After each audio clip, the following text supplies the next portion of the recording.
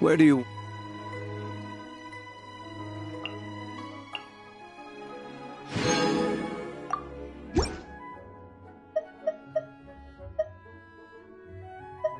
Go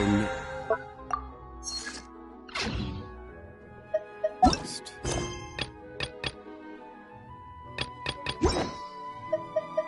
If you'd like to see Liu West.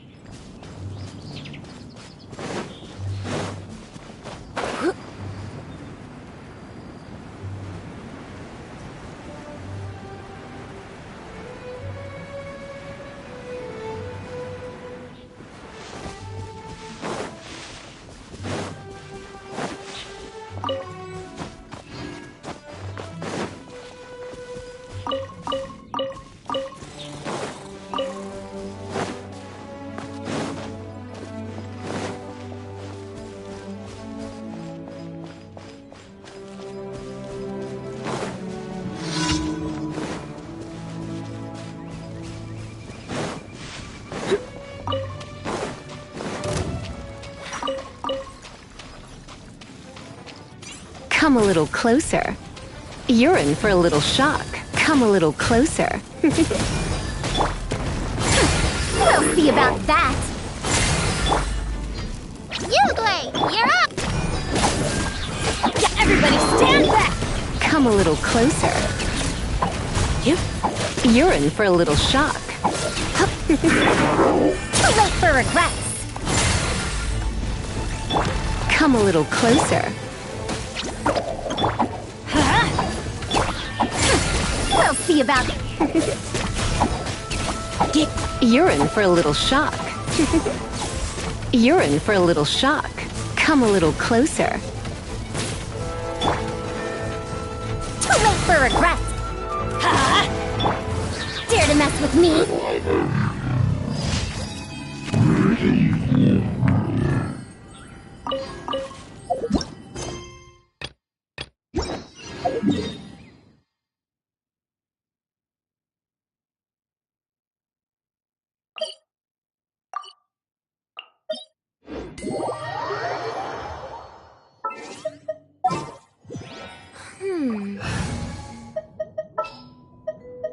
Let's finish this.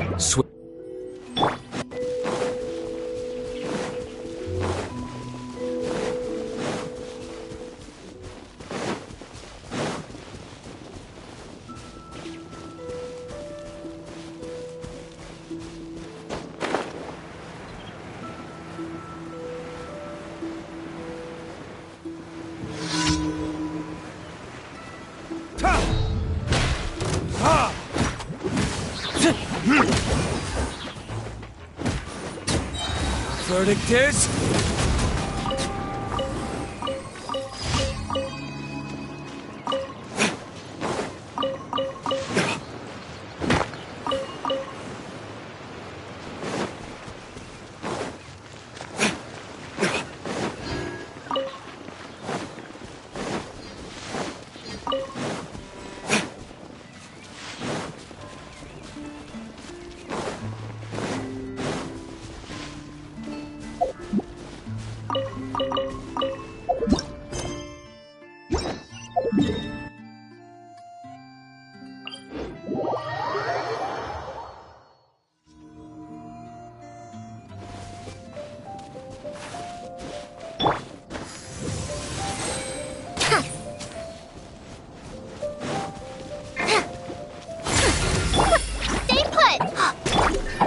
With me?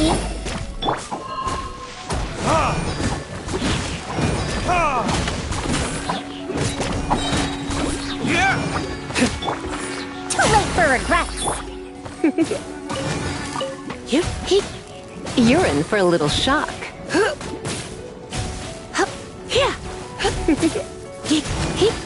You're in for a little shock.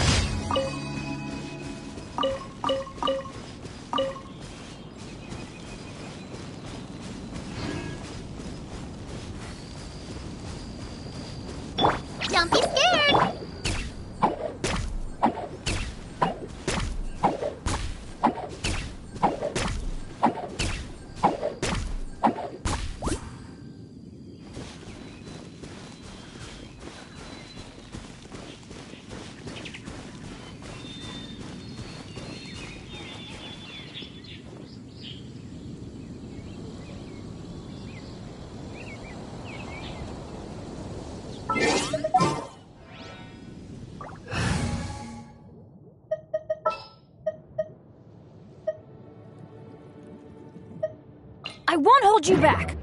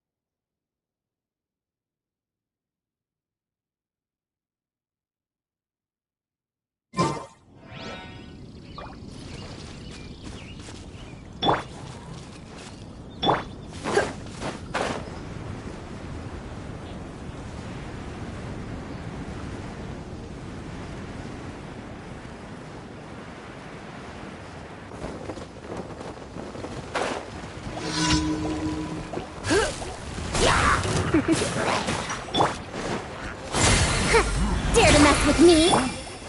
You're in for a little shock. You're in for a little shock. Uglay, you're up! I'm going in! Come a little closer.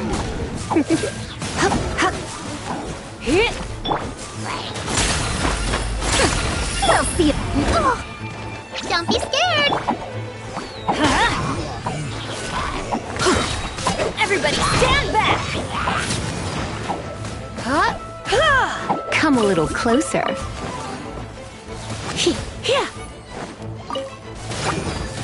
You're in for a little shock. Dare to mess with me? Uglay, you're up!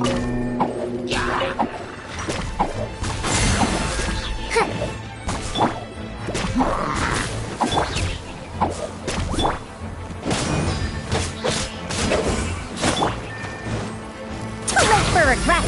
Truth repeats its course. Come a... Don't be scared!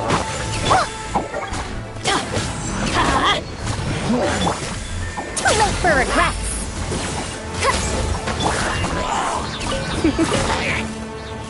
Come a little closer. Come a little closer. You're in for a little shock. Dare to mess with me? Uglay, you're... Teamwork is dreamwork! Come a little closer.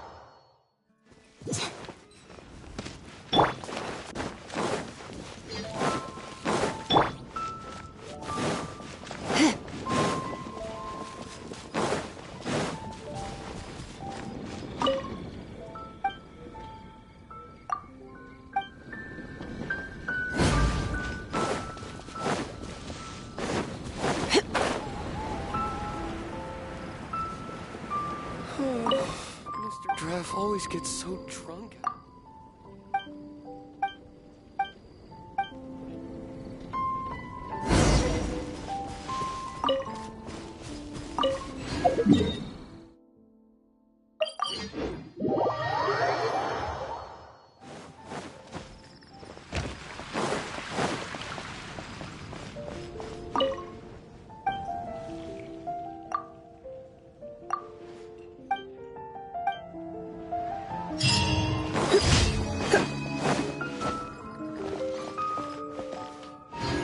Ad Astra Abyssosk.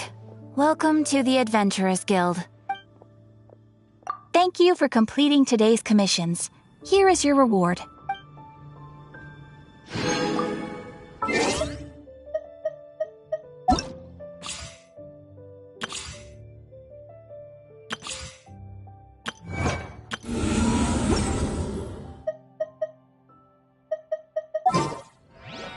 Why not?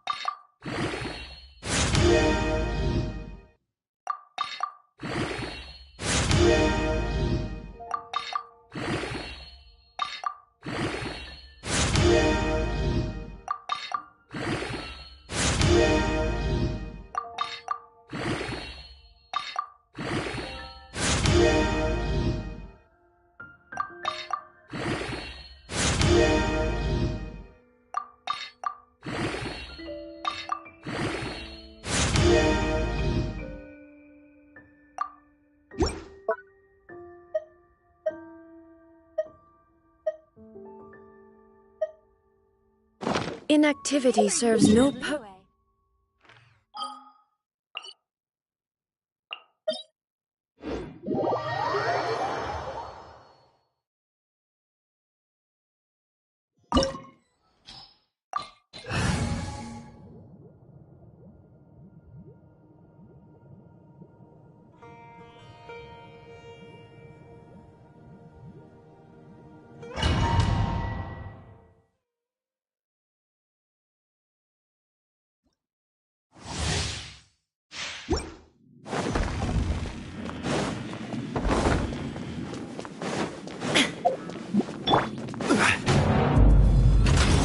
Let it be known that divinity is mine!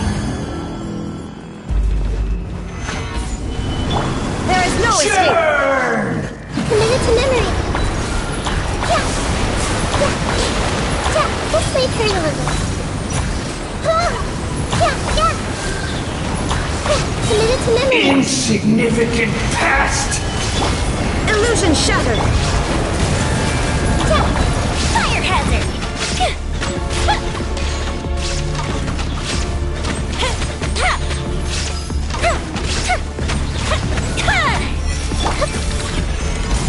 At my command, you shall fall!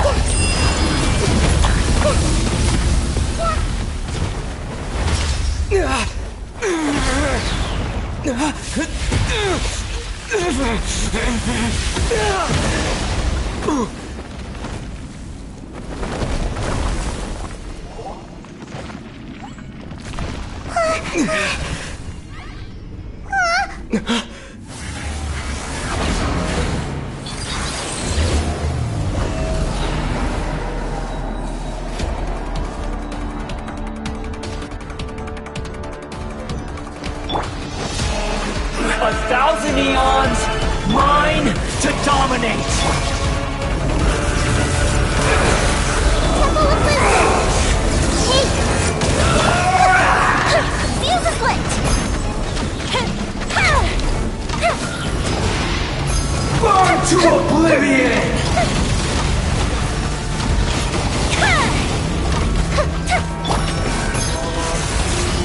Kneel! Illusion shattered! I see everything. Yeah. Goldfish up down. Time for a light show.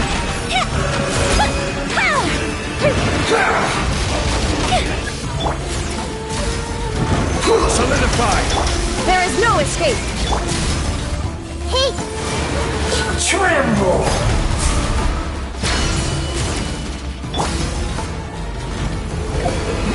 Reality is pain! Stabilize! Shine down! Grow. Yeah. Share my knowledge. I see everything. Solidify!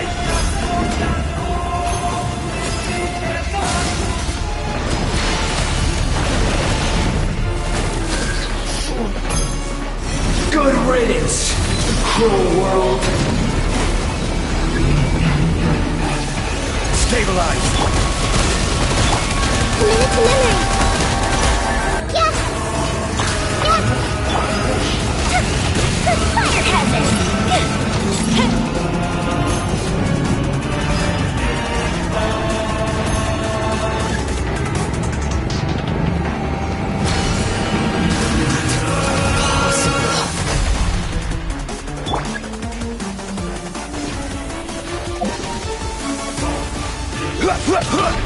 Quake! Make yourselves at home. Yeah. Grow. There is no escape! Time for a light show. I can't lose it all again.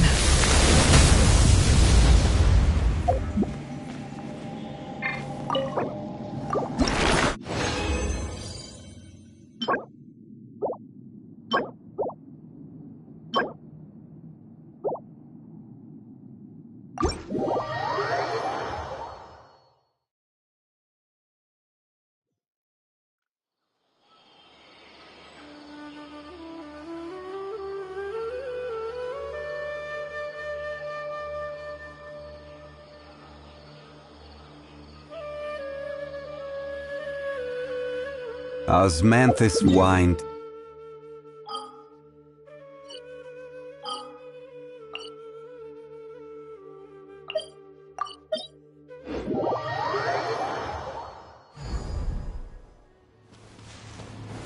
Gather!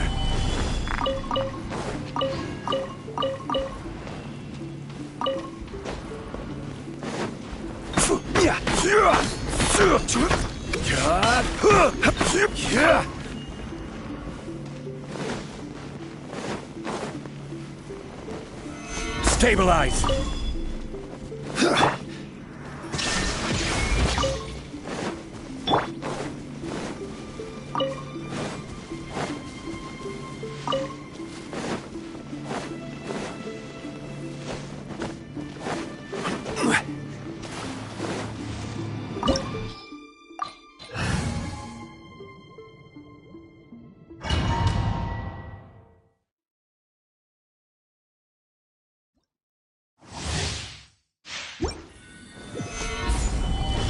Illusion shattered! Hey, Inferior. everyone hold hands!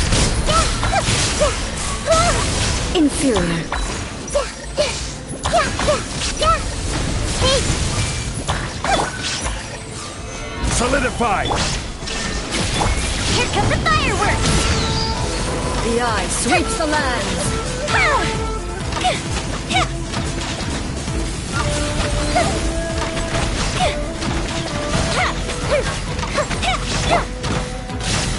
Gather! Shine down. Strike dead.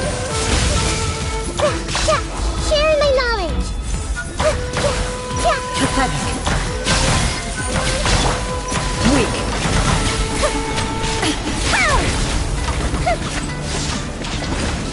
Lightning falls on the land of eternity. There is no escape. This body is eternal. Commit it to memory! Shine down. Stabilize! Let's super free! Feel the split! Purge all obstacles.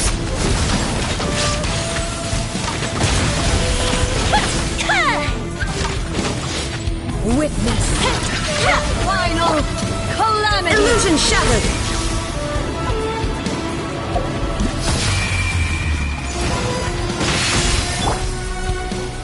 Solidify! Purge all obstacles. There is no escape. Grow! Commit it to memory!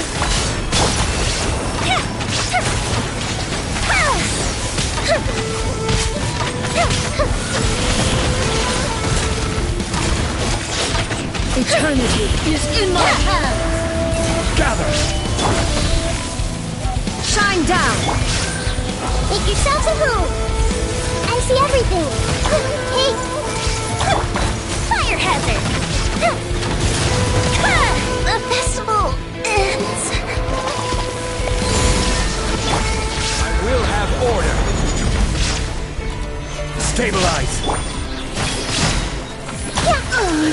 Euthymia crumbles before me.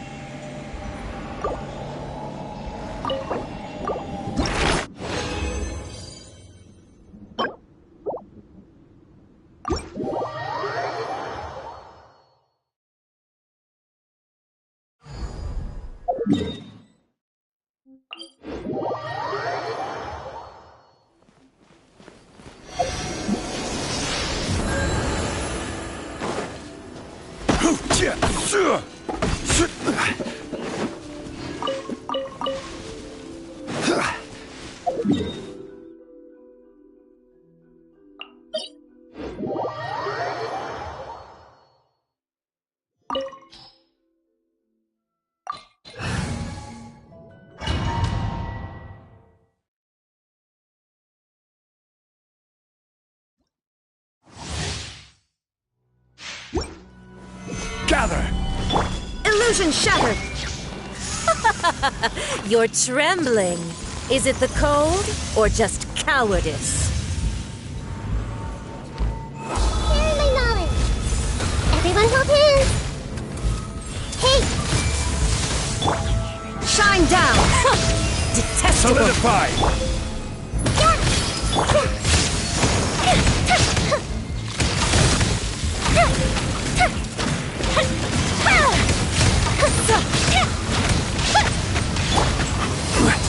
Stabilize!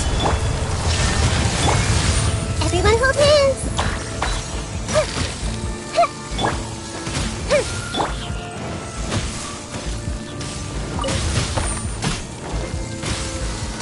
Gather! The Tsaritsa's benevolence Illusion has no shattered. place for transgressors!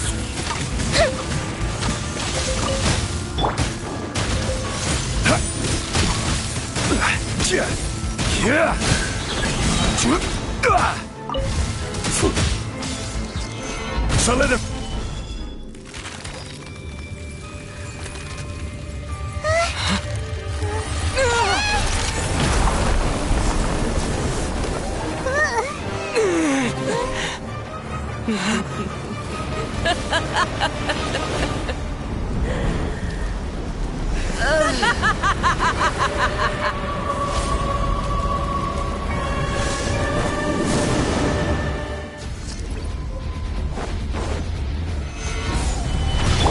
Shine down!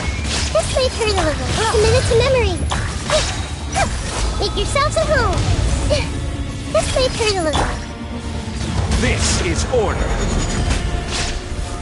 Gather! There is no escape! Commit it to memory. Embrace your searing reckoning!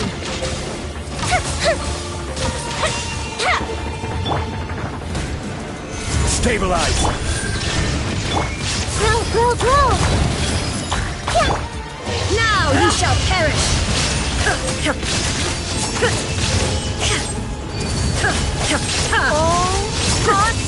But I never asked for redemption.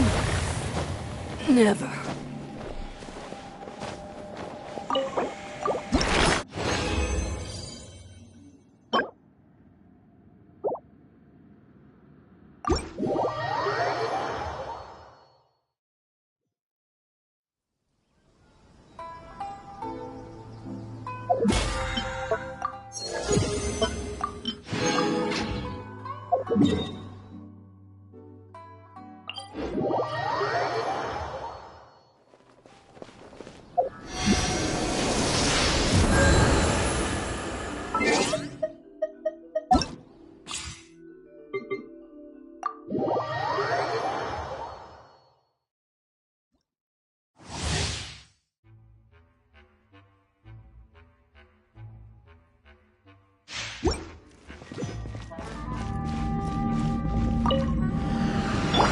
Boba, get them!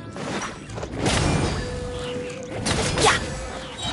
I'm going in! Yeah! Eat this! Nice and spicy. Adventure time! Teamwork is dreamwork! Out of the frying pan, it's Let's light it up!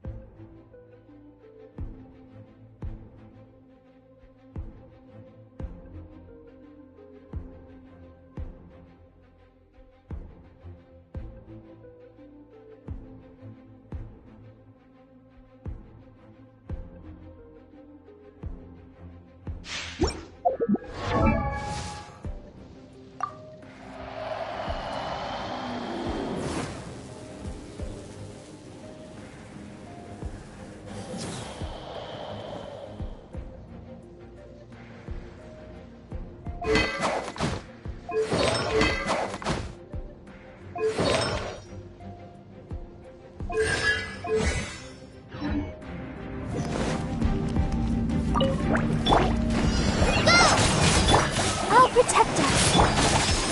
Steady as Futile!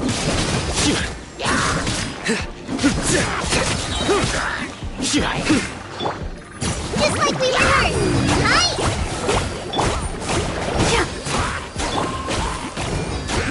As a good knight should.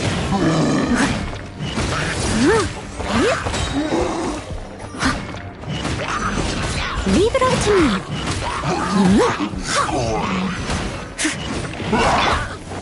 Nowhere to run! Let's dance. Go! Write this on the side. Judgment is upon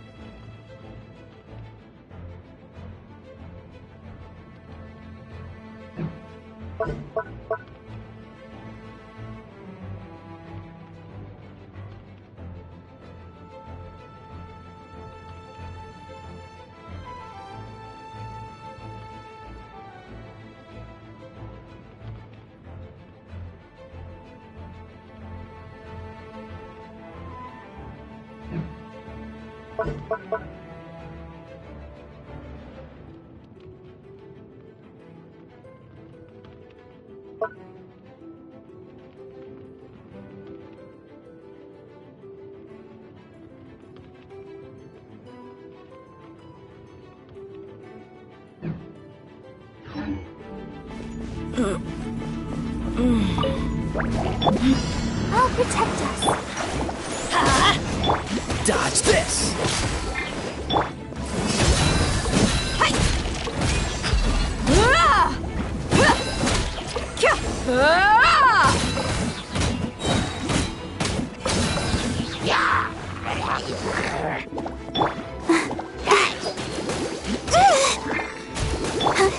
Everybody stand back! Oh, so sorry. Cool it! You're dead meat!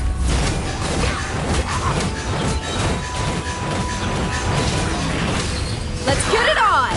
Cha! Ha! Ha! Hi! Cha! Ha! Yeah! I'm going in! Ha!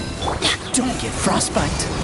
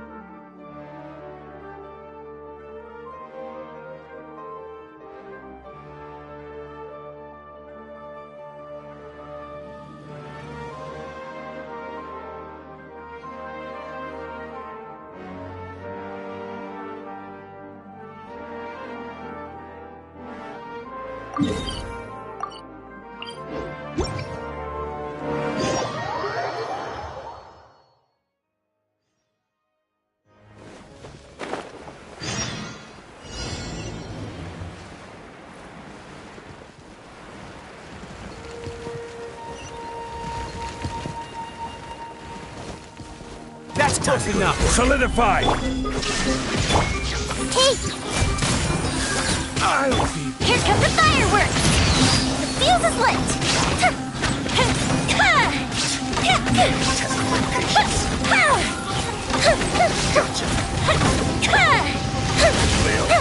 Meet.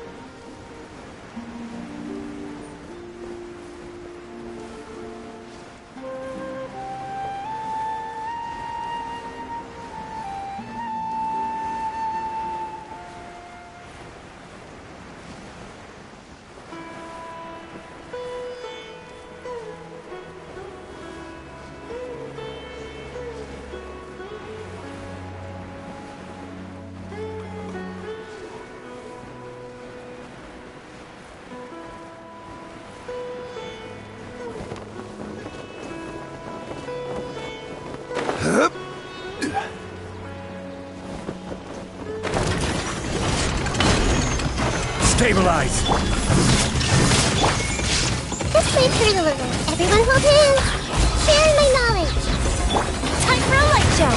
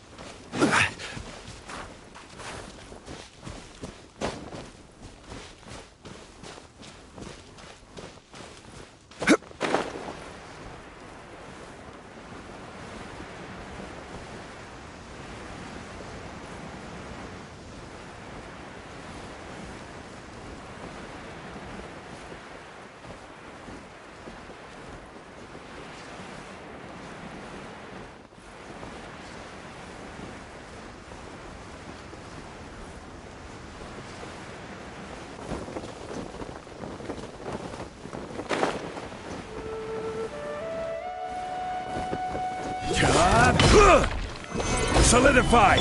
Illusion shattered!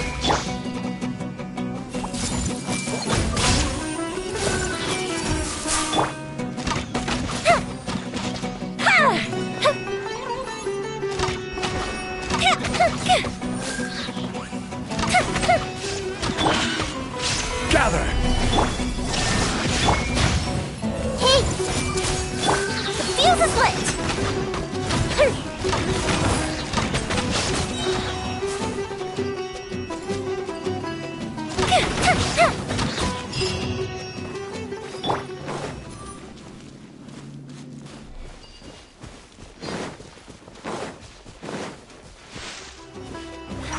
Solidify!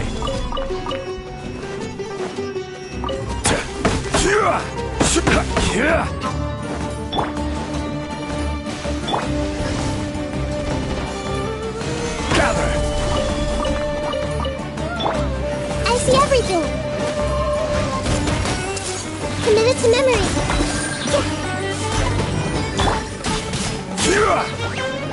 Stabilize! Everyone hold hands! Yeah, yeah,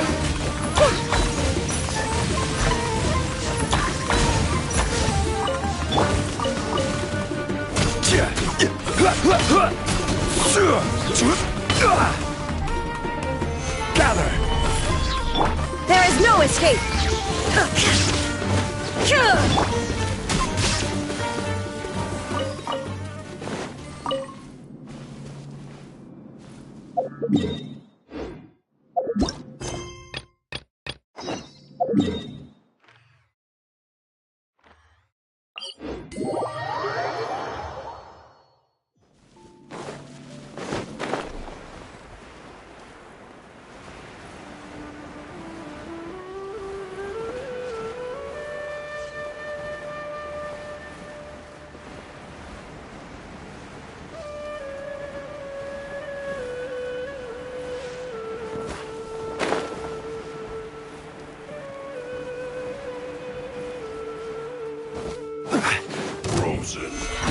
Let's begin. Shine down! Hey! Everyone hold hands! Goldfish up down! Fire hazard!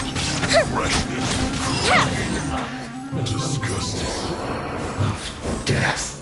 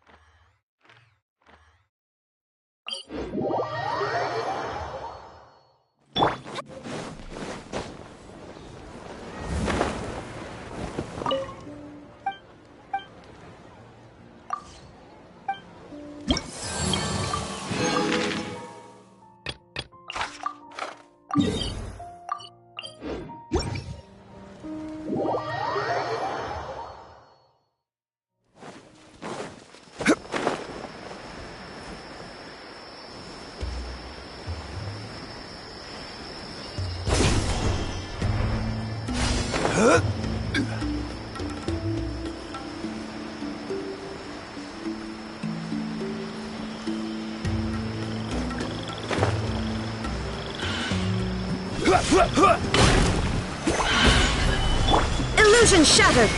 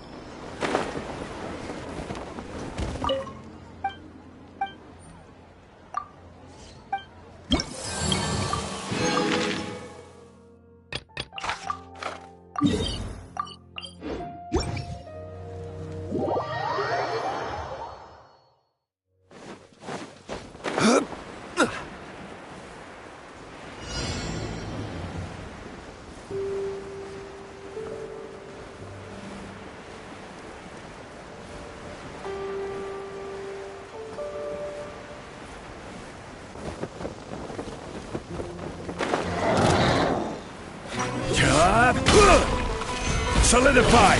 Shine down! Hey! I see everything!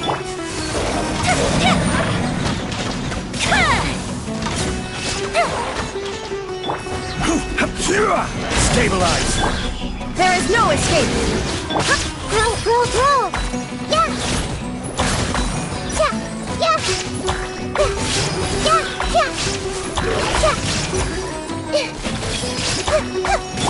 Illusion shattered! Gather!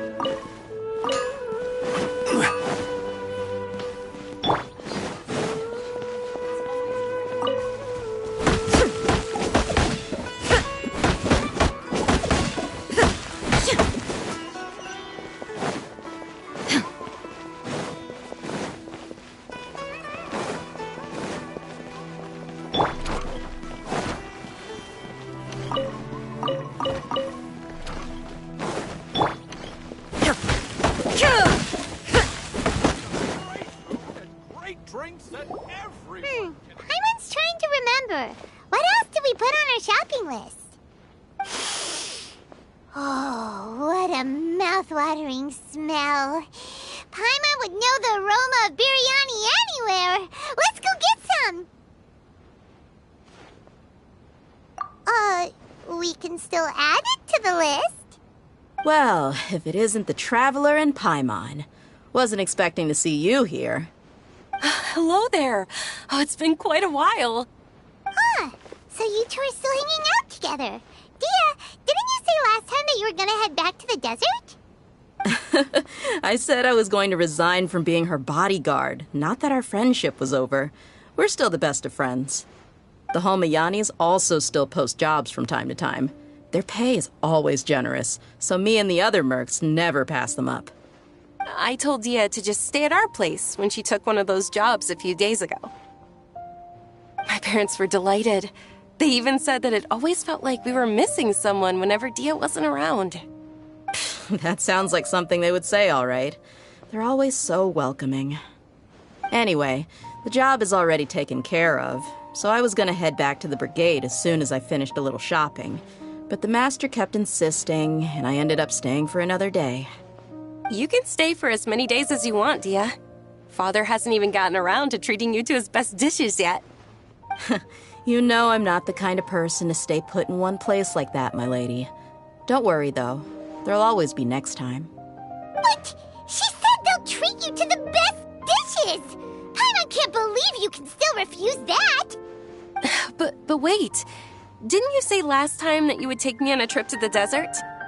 Why don't you just take me with you today, when you leave? There are so many places I still haven't visited yet. I'm sorry, my lady, but no can do. There's still a few things I need to take care of back at the brigade. Besides, the desert hasn't exactly been the most peaceful place lately. Oh, come on. Not this again. That's also what you said last time and the time before that. I know, I'm sorry. Just give me some more time, and I promise I'll plan the best trip ever for you. All right, fine. To be perfectly honest, it's not that I wanted to go, it's more like I feel like something is off about you lately. Ever since you first set foot on the estate a few days ago, you've been acting anxious and even paranoid. Have you been delaying our trip because you've run into some kind of trouble? Nah, are you kidding? You're worrying too much. Would you swear on that? Friends shouldn't lie to each other, you know. I wouldn't pry any further if you're willing to swear on what you just said. But if something really is bothering you, then just tell me. You know I'll help you however I can. Oh, looks like Junior's was onto something. You're too perceptive, my lady. Seems I can't hide anything from you. I just thought that nothing good could come out of telling you about the messy happenings of mercenaries. Knowing too much only leads to more trouble. Mercenary life is a dog-eat-dog world where Mora reigns supreme. Everything operates on a completely different set of rules. That doesn't change anything about what I just said, though.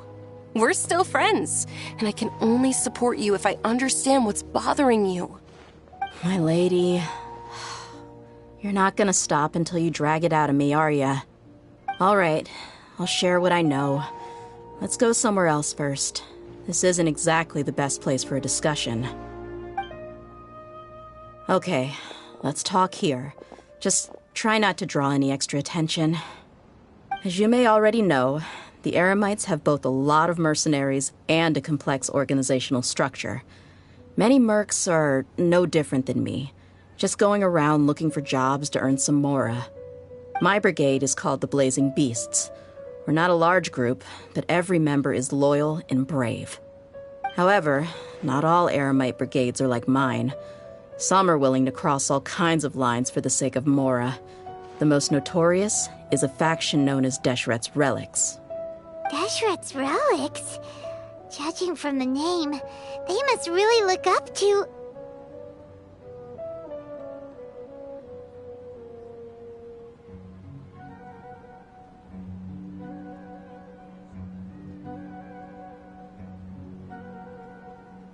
Yep, you got it.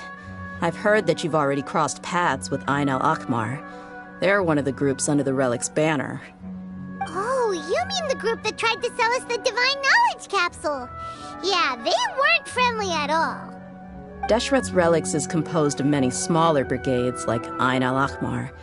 The Relic's headquarters issues orders to all brigades under his control.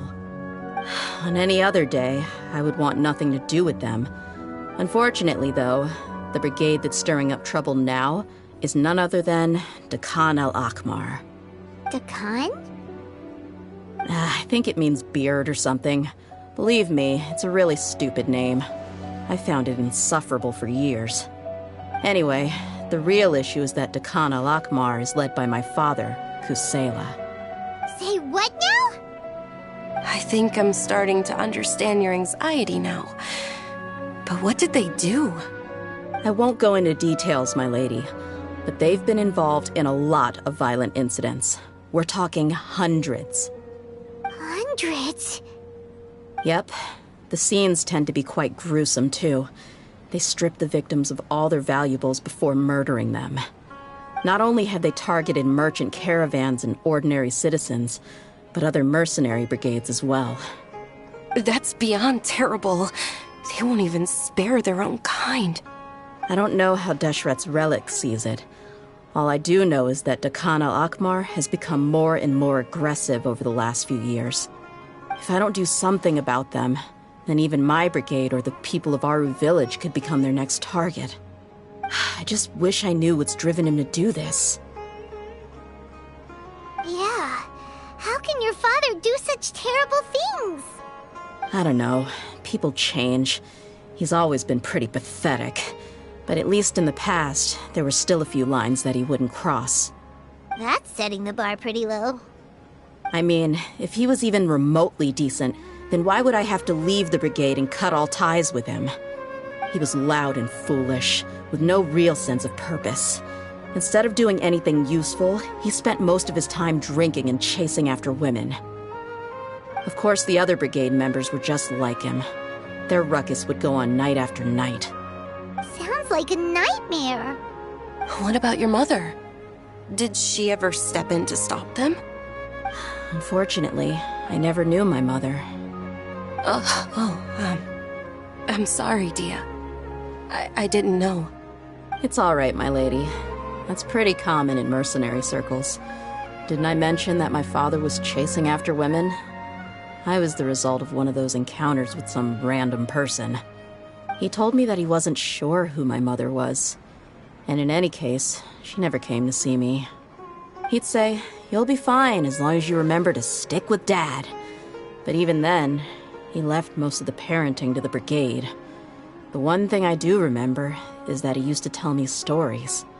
But the problem was that he had terrible taste. He only knew a few stories, and even those tended to be pretty stale. They were tales of desert warriors defeating dragons in the forest, or stories of mercenaries rescuing princesses from rebel armies.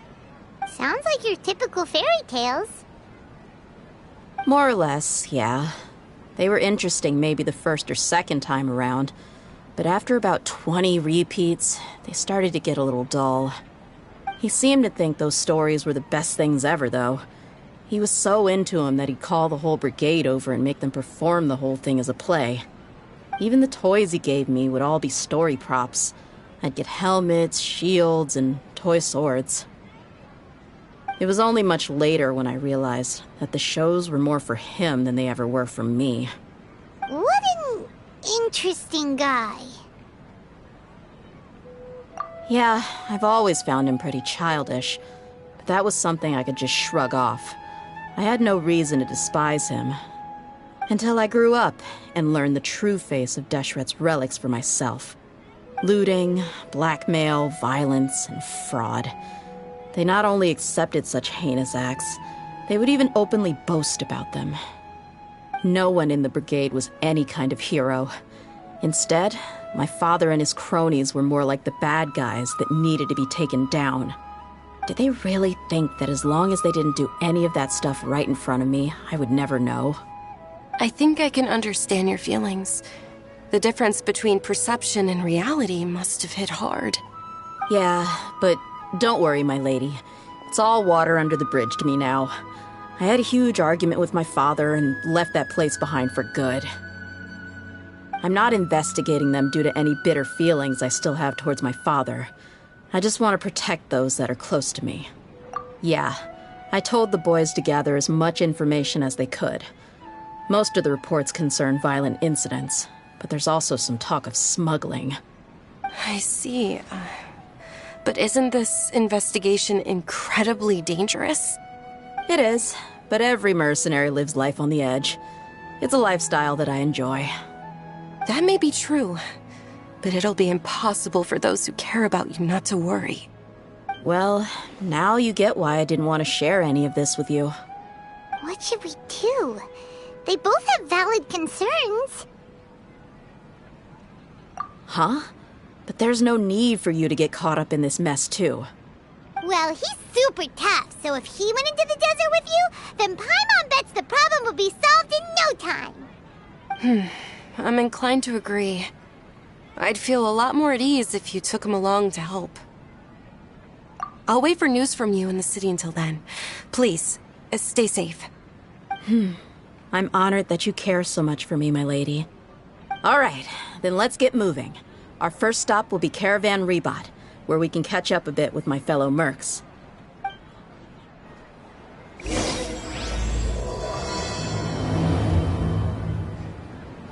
I'm super awesome.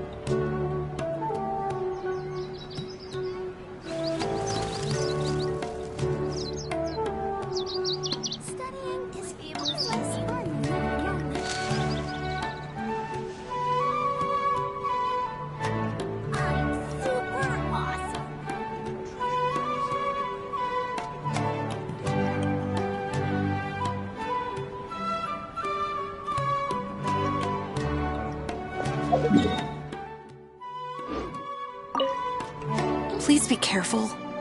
I'll stay in the city and wait for news from you. Just don't do anything reckless, all right?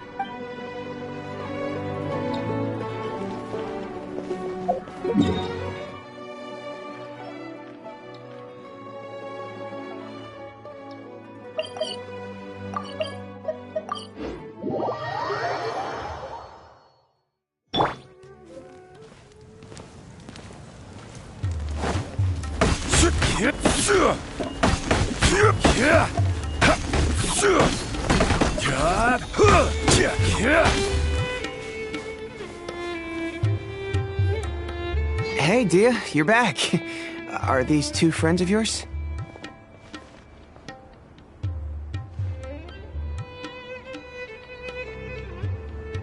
Oh, so you've already become like one of us then? Well, that's good to know. Anyway, since we've got a newcomer, let me fill you in on what the Khan al-Ahmar's been up to lately. They've become extremely aggressive. Apparently, even their own now have become acceptable targets. They even attack other relics brigades, just the same as any other mercenary brigade. Even the most ferocious beasts still protect their own. But it sounds like they've thrown that straight to the wind. That's right. Once they've collected enough loot off the other mercenaries, they sell it off to a different brigade, or turn to merchants on the black market. A portion of their profits is immediately exchanged for more food and weaponry to be used in their next violent operation. That's terrible! Yeah, and it really makes you wonder why they're so desperate for Mora. A few days ago, Isham and I trailed them for a while, and even disguised ourselves as merchants to conduct trade with them. We were able to learn a few things from the exchange. Rather than saying they're out to plunder and hoard Mora, it'd probably be more accurate to say that they're experiencing an internal power struggle. Wait, a power struggle? You heard me right.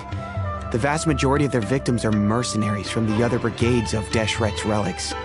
If their only goal was Mora, they could have gone after anybody. The targeted nature of their attacks points to a power struggle between the different brigades within the relics. That's the only plausible explanation we have. Unfortunately, we weren't able to find out anything more specific. One last thing we discovered was that over the past few years, as the Khan al-Ahmar became more and more active, Deshret's relics as a whole became... It sounds mighty strange to me, too. Harun, you can leave the rest of the investigation to us. Gotta say, though, I didn't expect you to go on a whole undercover mission during the few days I was gone. Sounds like you were really putting your necks on the line, no? Nah, it was nothing. We're just as concerned about the situation as you are. The Khan al-Ahmar is your father's crew, after all. What he said. Besides, Dia, haven't you done more dangerous things than all of us combined? What we did is nothing compared to your experiences. Yeah. And while they went to talk with Khan al-Ahmar, I took a look at the last camp they attacked. Any survivors of the attack were already long gone. There was nothing of value left in the camp. Ah, Hisham and Khalaf. You're here too. We rushed over as soon as we saw you come into Caravan Ribat. Although this new friend of yours looks a little green behind the ears, I'm sensing a special vibe from him. Now that we know you'll have a capable partner with you, we can also rest easy. Hey, what about Paimon? Feel anything special? Oh, you're also planning to tag along with them? Of course! Paimon is the traveler's most important guide. Wherever he goes, Paimon will follow. Oh, in that case, then you'd better take care of her too, Dia. Don't underestimate Paimon! Don't worry about her. She may look tiny and helpless, but she's been through just as many battles as the traveler here. Even if she had only survived on sheer luck, then that alone would still make her quite formidable. I had no idea. I guess I shouldn't judge by appearances. Oh, one other thing, Dia. When you're free, why don't you update the deputy about your upcoming schedule? We held another recruitment event a few days ago, but everyone only came to see the Flame Main. You weren't around at the time, so people were pretty disappointed to only find our crew of rough, unkempt guys. The deputy put a lot of effort into the event, but it was basically for nothing. Only a few people chose to stay, and that really got to him. Sorry to hear that. I'll be sure to bring him some great liquor next time. I left in a hurry, and I couldn't make it back in time for the event. Gotta admit, I can understand their disappointment, though. You're our brigade's main selling point, after all. Now, if only the deputy could figure out a way to bring a few more smoking hot members into our ranks. Keep dreaming. Remember the last time I invited a couple gals into the brigade? You all just froze up with your mouths gaping like a bunch of scarecrows. The awkward silence and weird expressions left quite the impression on them. They were originally interested in joining us, but after that, they both told me they were too uncomfortable to stick around. Hey, didn't we agree to never bring that up again? Huh? Wait, are you serious? Why have I never heard about this? I don't think you were part of the brigade yet. Are you kidding me? I missed a once-in-a-lifetime moment like that and you weren't even gonna tell me? All right. We can tell you about it later. Now's not the time. Hey, don't you try to change the subject. You and Hisham get your butts over here and tell me everything right now. Are they always like this? More or less. There aren't many rules or graces when it comes to mercenaries. We're used to just speaking our minds. If someone starts getting under your skin, you just yell right back at them. And if that doesn't put an end to it, then you just challenge them to a fight. But we also don't tend to take many things too seriously. Being direct and getting it all out of your system as soon as things come up is better than keeping everything bottled up, never talking about it. That's also why I never spare their feelings when I talk to them. If I want to laugh, I'll laugh. If I'm angry, then I'll unload on them. It's hard to stop once you get used to it. Though, I can never do that when I'm with the Homayanis. Hey, knuckleheads! Can you at least tell me the rest of the intel before you go back to your bickering? Yeah, you hear her, Holloff? Told you we gotta focus on the investigation first. I drew up a map. Right here is the spot. There you'll find the merchant caravan responsible for getting rid of Dakan al-Akhmar's looted goods. All you gotta do is wait and ambush them in the evening. They'll have no idea what hit them. Perfect. Thanks for that. Be sure to pass my regards to everyone else in the brigade as well. Will do. You stay safe, Dia.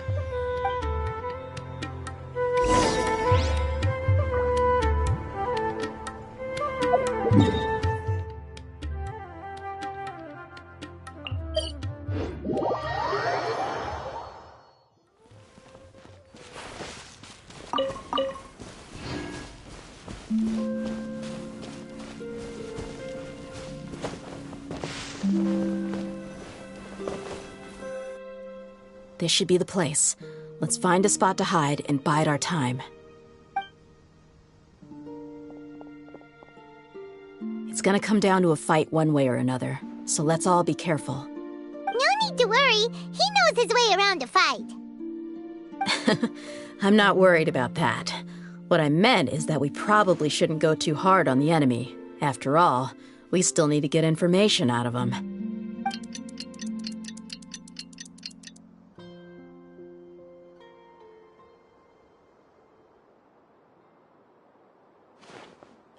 Here they come. You ready? Let's not give them a chance to react and end this quickly.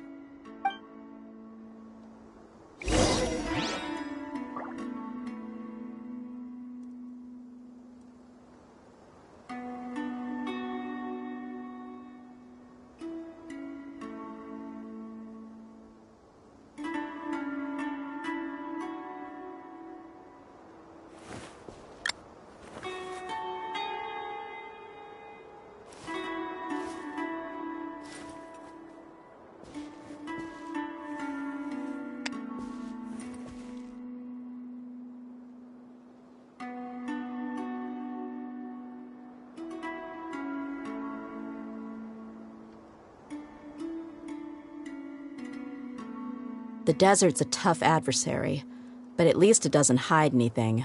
What you see is what you get, and whether you take on the challenge is entirely up to you.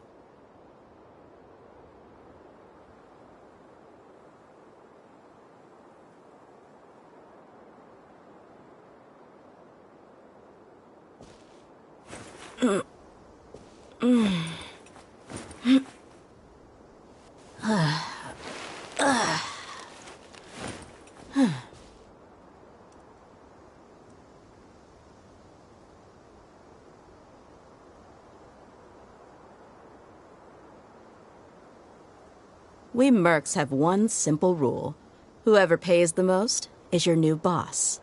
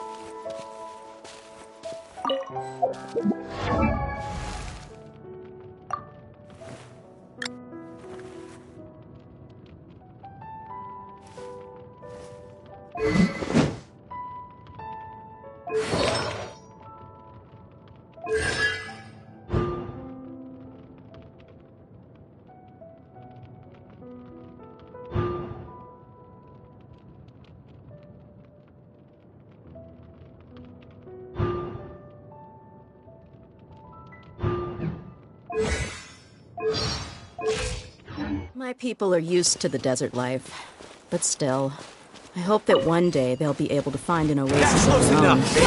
Lucky today. Shine down!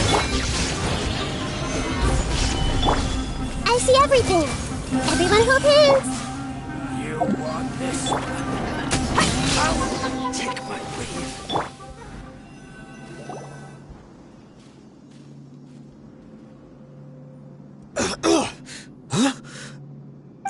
You're the Flame Mane. Good. That saves me an introduction. All right, time for a little talk. Are you buddies with Dakana Lakmar now? Tell me, what are they after? You know the code of being a mercenary just like everyone else. The first rule is to never divulge key information about our employer. What makes you think I'd talk? That might have worked on an amateur, but I know you're just looking to protect your reputation. Think about it, though. What's your reputation worth if you won't have the other tools you need to succeed in this line of work? Tools like, I don't know, your limbs or eyes? You've got 5 seconds. You might want to think twice about how much your employer's information is worth to you. Whoa!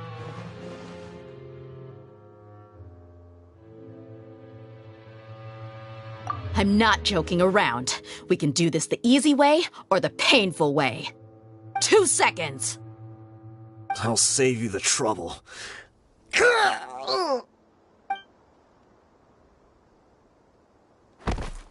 Huh? Are you crazy? He tried to bite off his own tongue. Quick, search the area for any first aid supplies. I definitely didn't expect him to go that far.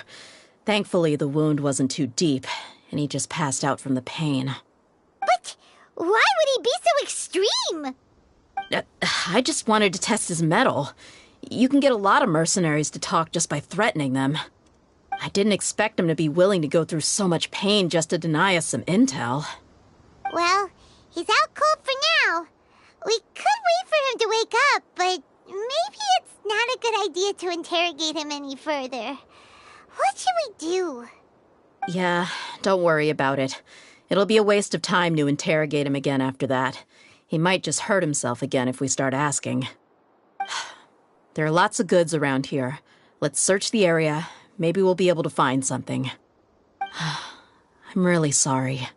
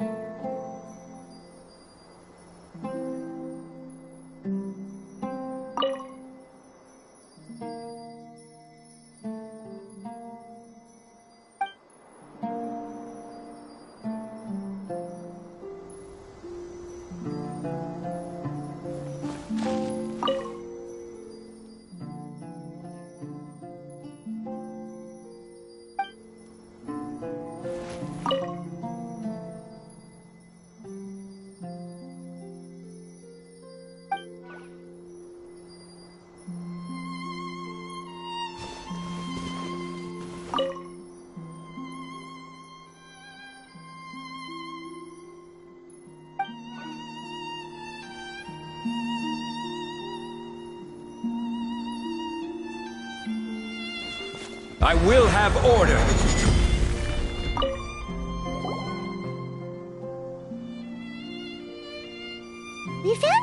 paper with a bunch of names on it.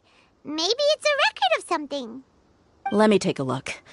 If this really is a merchant caravan, they should have a record of their transactions. Yep.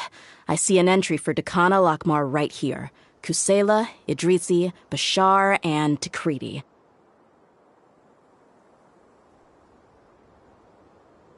All familiar names. Dakana Lakmar has been trading for a hefty supply of food, weapons, and medicine. It seems that in the past, they used to receive some canned knowledge as well. This caravan is just one link in their logistics chain. Once in the rainforest, the caravan will exchange the looted goods for Mora, and the funds will then be passed to a specific person.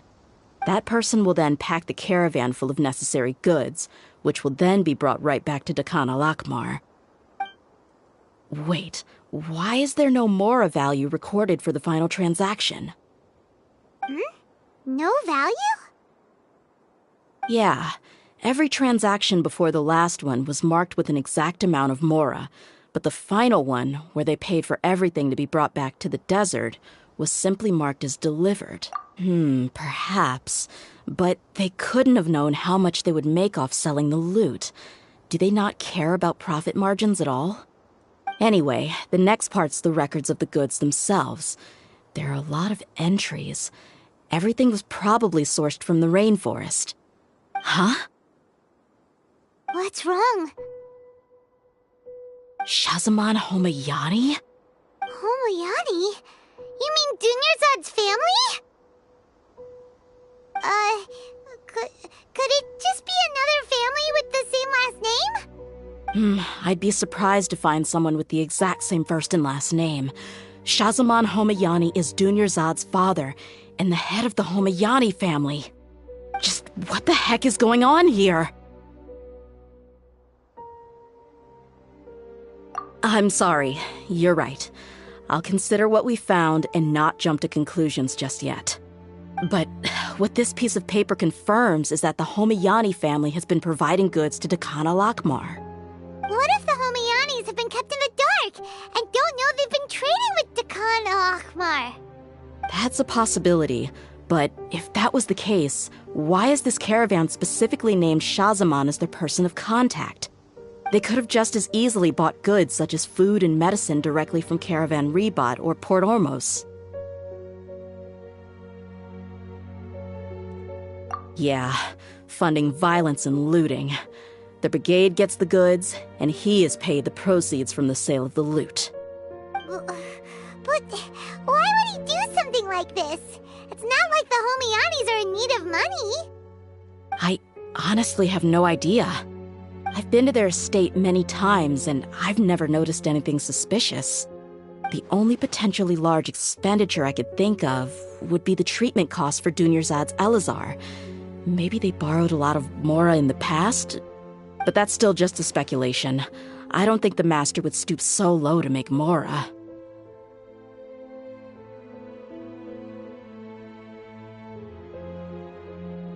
You're probably right. I know my lady's personality, and she wouldn't deliberately keep something like this from us. But what should we do now? All we found is just another mystery. If you ask me, we already have no choice but to confront her about this. I'm not worried. It's too early to make a verdict yet. I still have faith in the Homayanis. Let's go find my lady again. We'll tell her everything and see if she's willing to lend us her support. If we're lucky, we can not only figure out the mystery of this paper, but also follow the trail of breadcrumbs to the people responsible at Dakana Lakmar. Dia, are you sure this is the best decision? What if instead of getting the help we need, we just end up revealing everything we've discovered to the enemy? I've considered that possibility, but even still, I want to tell her what we found. I think I owe her that much. True friendship is built on trust. She showed genuine concern for me when we first brought up the topic. I can't repay her kindness with doubt and suspicion. That's not how I deal with people. You're right. Paimon wants to trust Dunyarzad too. Yeah. Let's pay another visit to Sumeru City.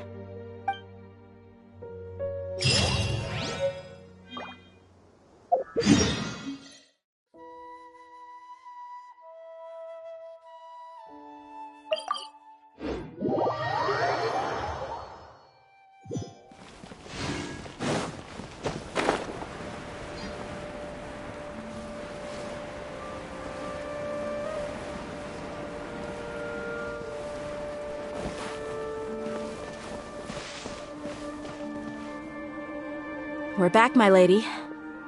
Oh, you're back a lot sooner than I expected. You mustn't have run into any trouble then. Well, how did it go? What did you come up with? Actually, we're still investigating.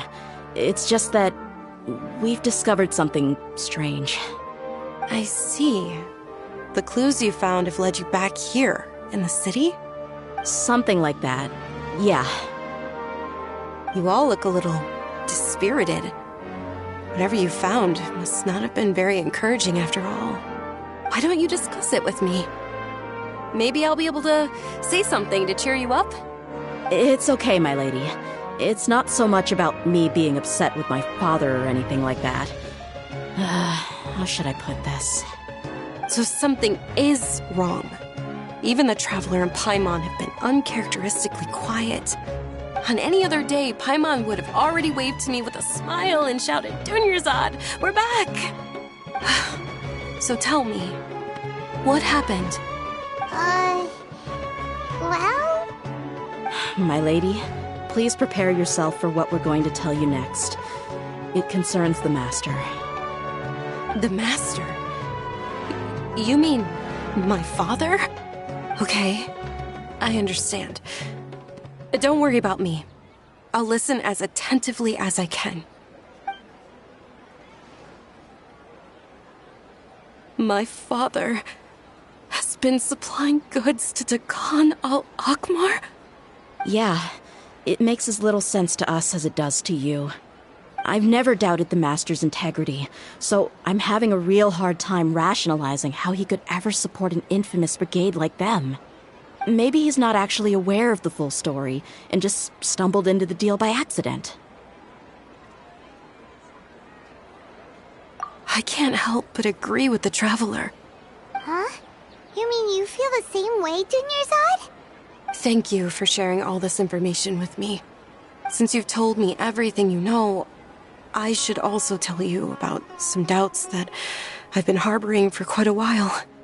In the past, I thought that my father hired a bodyguard for me so that I wouldn't run away and get lost. However, there are plenty of capable mercenaries in the Corps of 30. Why did my father go out of his way to hire Dia? About that. Well, the Homiyanis really needed bodyguards, so they reached out to the Blazing Beasts. Later, the Master told me that I was one of the best mercenaries he'd ever seen, and that I should stick around to become one of his bodyguards. He offered me a pile of mora, so I just signed on. Well, but that didn't really answer my question. Just think about it. Why did my father specifically reach out to the Blazing Beasts? Maybe the Corps of 30 just didn't have anyone available, or maybe someone recommended us. I've never given it too much thought. I think I get what you're saying. You think none of this was a coincidence. Precisely. At first glance, nothing seemed strange or out of place. But there are many parts of the story that don't actually make any sense. If my father had always been in contact with Dakan al-Akmar, then it would make sense for him to bring Dia into our house. You mean the goal all along was to get Dia to be your bodyguard? No, that's too much of a stretch. I cut all ties with my father a long time ago. He has no control over my life anymore. But that still doesn't rule out the possibility that your father has still been trying to influence your life without you knowing. So, the Master was not likely an innocent victim in all of this? Sorry we put all this on you so suddenly, Dunyarzad. It's okay, Paimon. I should actually be thanking you. Regardless of his reasons, if my father has truly been funding a violent group of mercenaries, then it's my duty to bring him back to reason. But is that really the right thing to do? My father has committed many atrocities and deserves all the punishment that he has coming to him. I have zero sympathy for him. You may call me an ungrateful child, but my feelings will remain the same. However, the Homiyani family has treated me with nothing but generosity and kindness. If we decide to investigate this further, we could end up implicating the entire Homayani family. I would be biting the hand that's fed me over all these years. Tia. It's alright, Dia. If anyone were to ask, you could always just say that I'm the one who instructed you to get to the bottom of this. You don't have to do that, my lady. I'm not conflicted because I'm afraid of taking responsibility. Besides, you're the one we should all be worried about right now. Hey! It's still too early to give up hope! What was the thing about friendship again?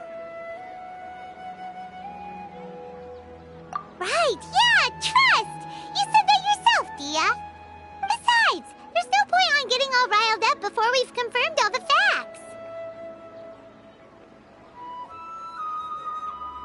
Thank you, everyone. That makes a lot of sense. I guess I should always remember the trust that I've placed in people. In which case, my lady, could you ask the Master to come out and have a chat with us? Sure thing. I also hope he'll be able to give us a logical explanation. Let's meet at the usual place then. Usual place? Ah, right!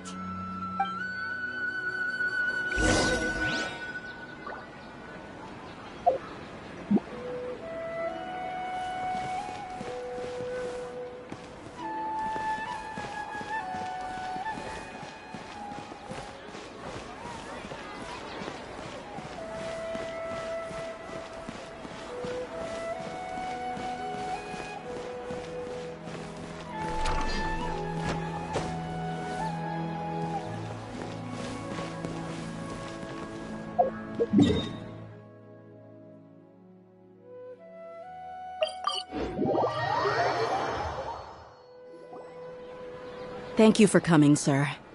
Please allow me to introduce these two. This is the Traveler, and next to him is his travel companion, Paimon. Ah, yes. My daughter has mentioned them from time to time. It's a privilege to finally meet them in person. But we may skip all the pleasantries for now. What is the important matter you wish to discuss with me today? Well, we wanted to bring this transaction record to your attention. There's something on this record that we're all pretty curious about. So, that's what you found? Huh. Seems like I can't keep everything from you much longer.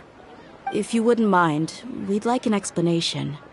Well, it's a long and difficult story. And to be perfectly honest, I'm not sure if I'm doing the right thing. What I do know, though, Dia, is that the truth will bring you no solace.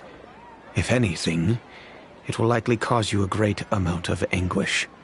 Wait, me? Yes. I understand perfectly why you came to see me. And I am touched by your collective commitment to do the right thing. But knowledge always comes at a price. And sometimes, as they say, ignorance is bliss. Your father, Kusela, and I both believed that. Of course, you have the right to seek and learn the truth, but I must warn you. The facts of this matter may reduce everything you've built for yourself into sand, blowing in the wind.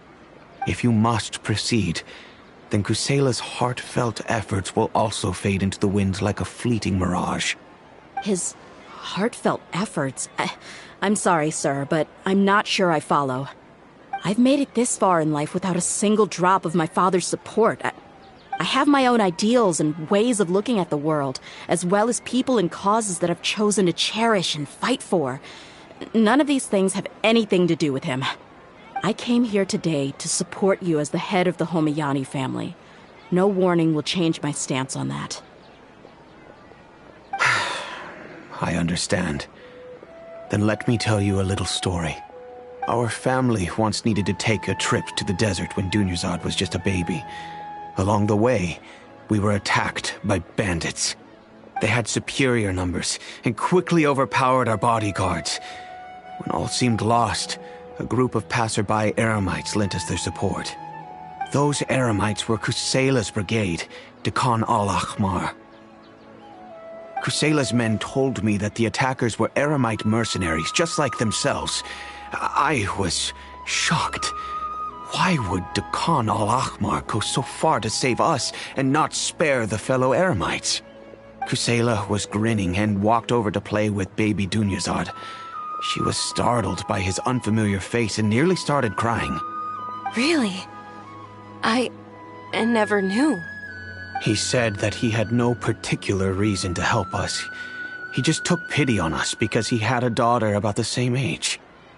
We started talking about our children, and I sensed that he was a devoted father. To repay his kindness, I hired his brigade to help out at our estate for a time and offered everyone generous remuneration. So, that's what happened. It was many years before I saw him again. I almost didn't recognize him the next time he came knocking on my door. The man I knew to be strong and healthy had been reduced to a shell of himself. He couldn't even walk anymore without his cane. So, what happened to him? He was perfectly fine when I left the brigade. I'm not too sure myself. The only thing that didn't change was his cheery disposition. He said there was absolutely nothing to worry about and that he had gotten into a fight. That was all. He then suddenly asked me if Dunyarzad, now that she had grown, would need a bodyguard of her own. At the time, Dunyarzad was going through a particularly severe bout of her Elazar. There was no need for her to have a bodyguard when she could barely leave the house. But he kept coming back to the topic. Come on, it never hurts to be safe. How do you know a bodyguard won't come in handy one day? I was completely lost at first, until he recommended the Blazing Beasts, and in particular, a mercenary named Dia. So he was the one who recommended Dia to you. Indeed. He didn't say it out loud, but it was clear that he saw Deshret's relics as an evil group who would eventually corrupt every member in their ranks. He was already beyond redemption, but he hoped that he would be able to detach his daughter from the vicious world of mercenary life. If Dia could stay in my house and keep working as a bodyguard, then gradually her affinity for the desert would decrease, and she'd be able to leave her previous life behind. And that's why you offered her such generous compensation? Yes, but not just because of that. From the moment that he asked me for that favor, I also began to see Dia as my own daughter. And that's also why I tried to persuade you to stay when you asked for permission to leave. I was willing to spend however much it took. Kusela saved my daughter and I all those years ago in the desert. I could never refuse him entrusting his daughter to me. He was always like that, acting like he's oh so smart and self-righteous. Kusela said that he'd reimburse me for a portion of Dia's fees. I refused to take any mora from him, but he'd always send me funds anyway. Eventually, I just accepted them as a token of his gratitude. And that went on for a while until I received another letter from him a few years ago. The letter contained a request to help him buy food, weapons, medicine, and even explosive materials. Wait! Isn't that around the time that Dakan al-Ahmar started becoming more aggressive? That's right. When I started to hear some nasty rumors, I became wary. I wanted to meet him face to face to discuss things. But by then, he was no longer receptive to my requests to talk. If I had to guess, it's probably because he doesn't want to put Dia at risk. That thought occurred to me as well. I figured that he probably came to me for help because he had nobody else to turn to. After some deliberation, I decided to send him some food and medicine. I turned down all his requests for explosives and weaponry. I am aware that even such a reduced gesture of support could lead to others coming to harm, but I could not simply reject his plea for help. In the end, it probably was the wrong decision. I plugged my ears to the rumors and just chose a solution that made me feel least guilty about myself. If you can, please tell me where he is now. None of the things he's doing right now make any sense if he's just trying to keep me from getting tangled up in his world. If all he wants to do is steer clear of me, then maybe he shouldn't have brought me into this world in the first place. Oh no. Dia, please don't feel that way. I'm just angry because I can't wrap my head around any of his actions. Another way? I don't know. I knew him, and he was nothing more than a childish brute. I can't understand what's going through his head. But I guess you do have a point. We haven't uncovered the whole truth yet. We still need to figure out his exact actions and reasoning for these last few years. I'll do my best to help. Of course, anything between the two of you would need to be resolved between you and him alone. I don't know Kusela's exact whereabouts. Outside of supplying his brigade with some goods, I tried my best to avoid getting involved any further with him. However, there's a man on the list named Jawed. He used to be a mercenary in the desert and is now a member of the Corps of 30. He's responsible for supplying weapons and liaising with the Dakan al-Akhmar's merchant caravan. I think he should know Kusela's whereabouts. I've heard that he likes to have a few drinks alone and enjoy the cool wind at night outside the tavern. Maybe you'll be able to find him there. Understood. Thank you, sir. Then I guess this is bye for now, unless... I'll stay and be with my father here. To be honest, I'm still a little dazed and haven't finished processing everything quite yet. My father has indeed done something wrong, but if I think about it, I'm also not sure if there was a right way to handle this problem. I feel like our only course of action is to turn everything we know over to the Corps of 30 and let them render judgment. Yes. I am prepared to accept whatever verdict they choose. It's time to face my mistakes.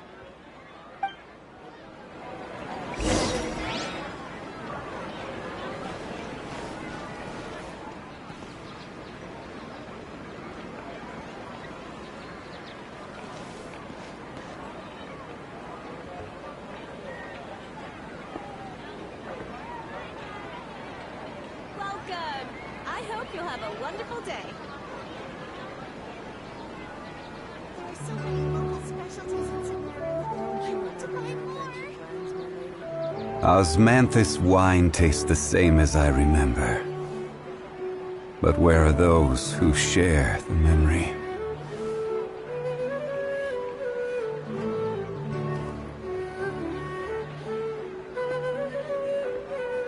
Welcome! I hope you'll have a wonderful day.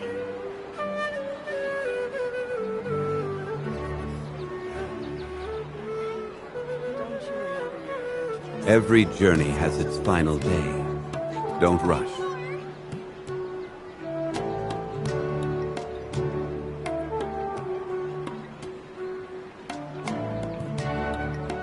Osmanthus wine tastes the same as I remember.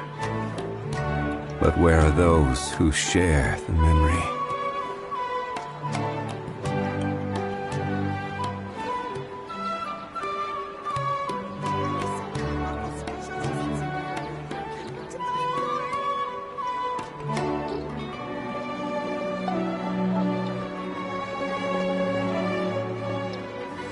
Welcome!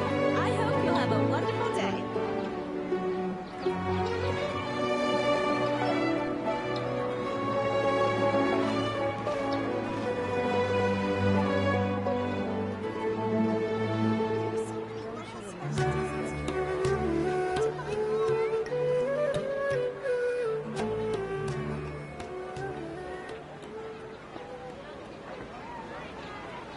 Welcome! I hope you'll have a wonderful day.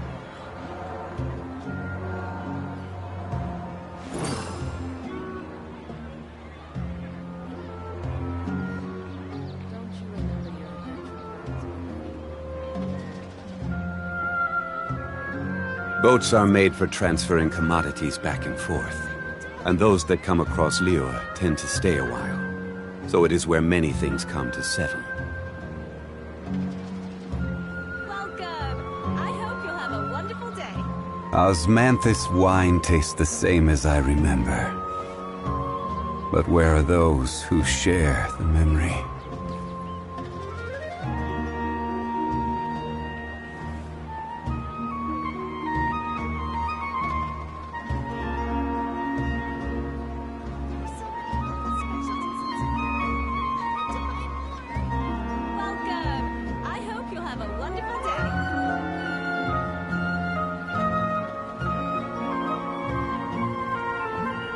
Every journey has its final day. Don't rush.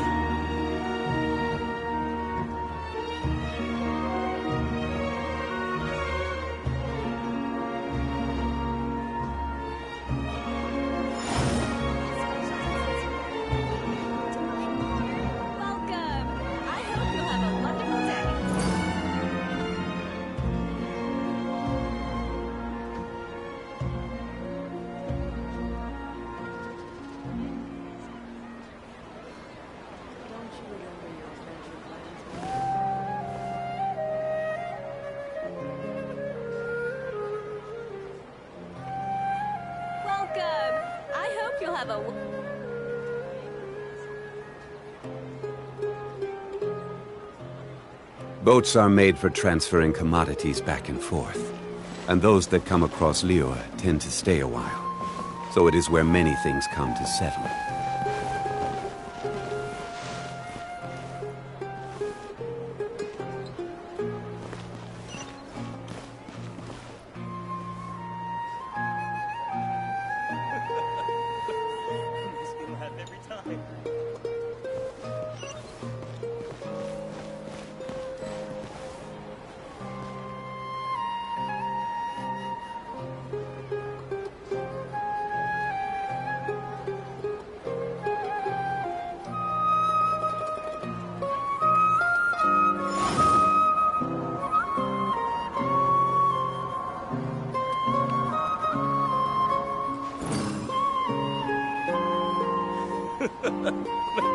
Makes me laugh every time.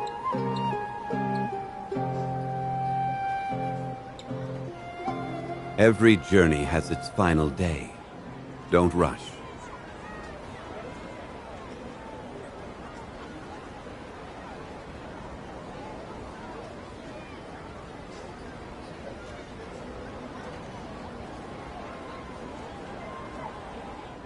How's...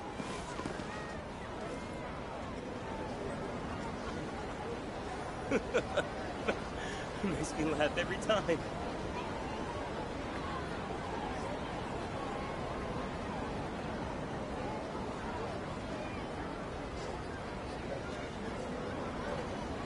Boats are made for transferring commodities back and forth, and those that come across Lior tend to stay a while.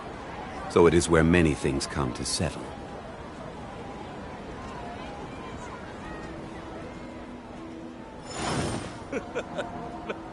Makes me laugh every time.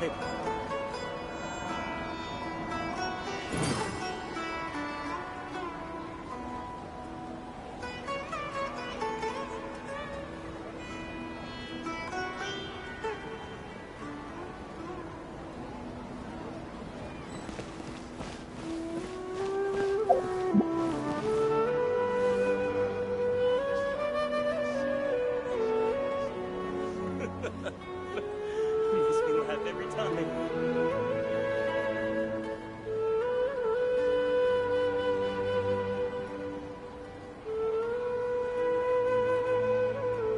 Where do you want to go next? If you'd like to see Liyue's tourist spots, I have a few references.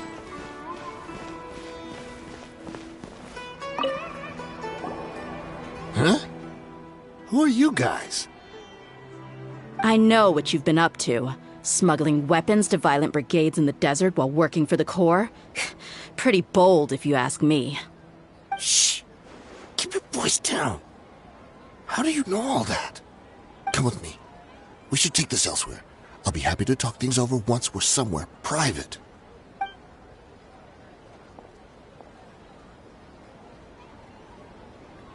This place should do.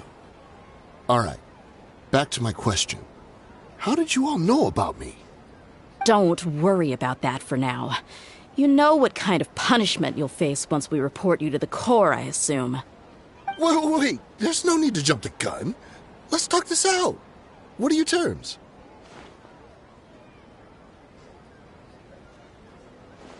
So what's in it for you anyway, Mora? Well, I was a little tight on money at the time, and Kusela took good care of me in the past. I weighed it in my mind, and I couldn't find a reason to turn the opportunity down. I wouldn't only be helping my benefactor, but I could also make some quick Mora.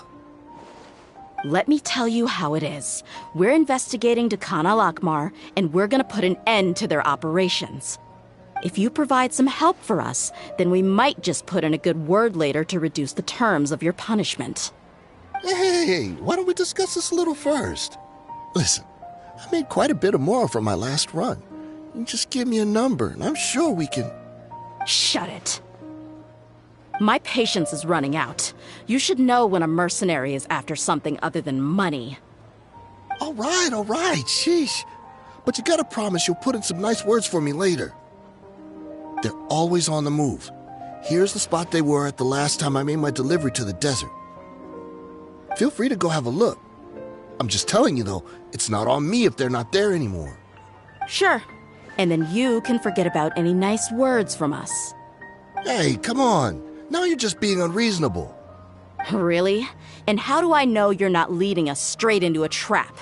Don't forget, you're the one with no bargaining chips. All right, I get it. Why don't you go take a look, and if they're not there anymore, I'll try to figure out something else for y'all. Now that's more like it. Let's move. And as for you, try to stick around the city until we get back. You don't want us to call the folks from the Corps and have them drag you back to the city.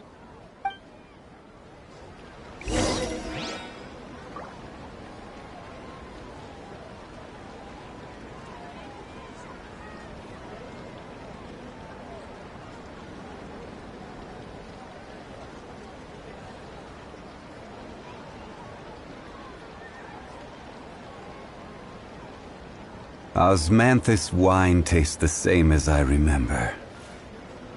But where are those who share the memory?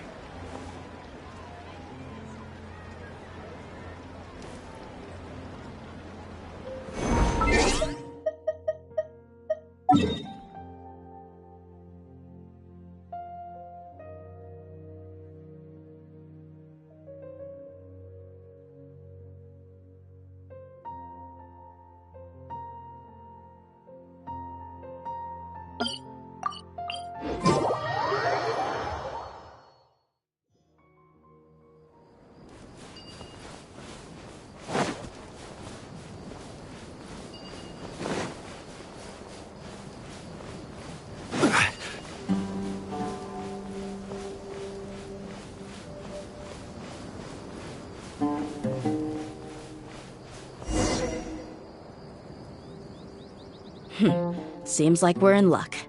That should be their camp right up ahead. Let's go. We'll finally get to the bottom of this ourselves. I'm here to see Kusela. Tell him to get out here. Tia, why are you here? Solidify! There is no escape! The Temple of Wisdom! Objective reprise! Time for a lecture! New punch!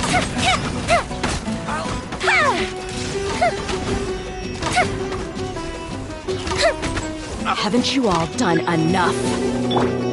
Oh, so are you also here to stop us? Stay out of this! It's got nothing to do with you! Fuse is lit!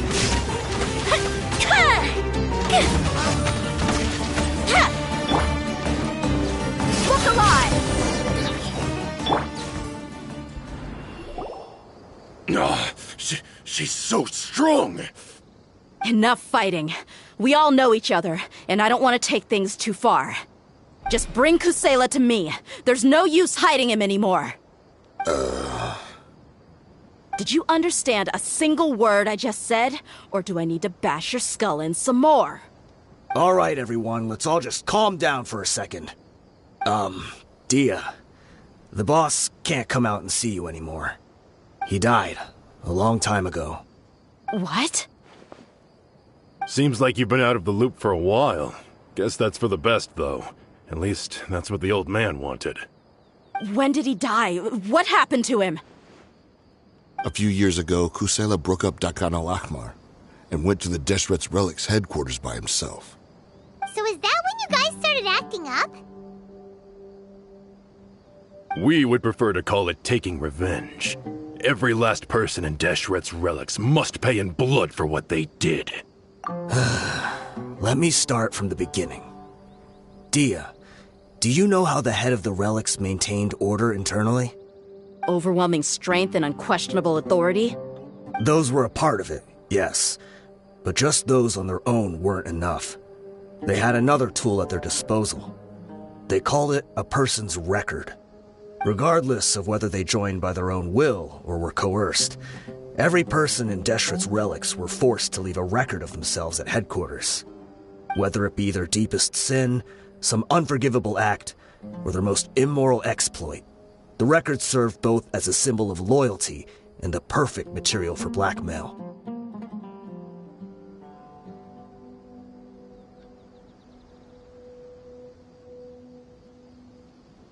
That's precisely it. Every one of us have a record. Me, Bashar, Tikriti, and all the boys who grew up with Dia and ended up joining our ranks. But you, Dia, you were never asked to provide a record, were you? I never even knew this was a requirement. You were probably the only person in all of Deshret's relics who didn't know about it. Ever since you were born, Boss had been trying to shield you from this organization's sinister rules. Not only that, but he also banned all of us from committing any nefarious acts. He said he'd take care of the dues we had to pay regularly to headquarters. But in the end, he was just an ordinary person. What could he do? He was forced to go to headquarters again and again to account for missed dues and incomplete records. He'd come up with all kinds of excuses and get beaten up as a result. We all knew he was doing that for you.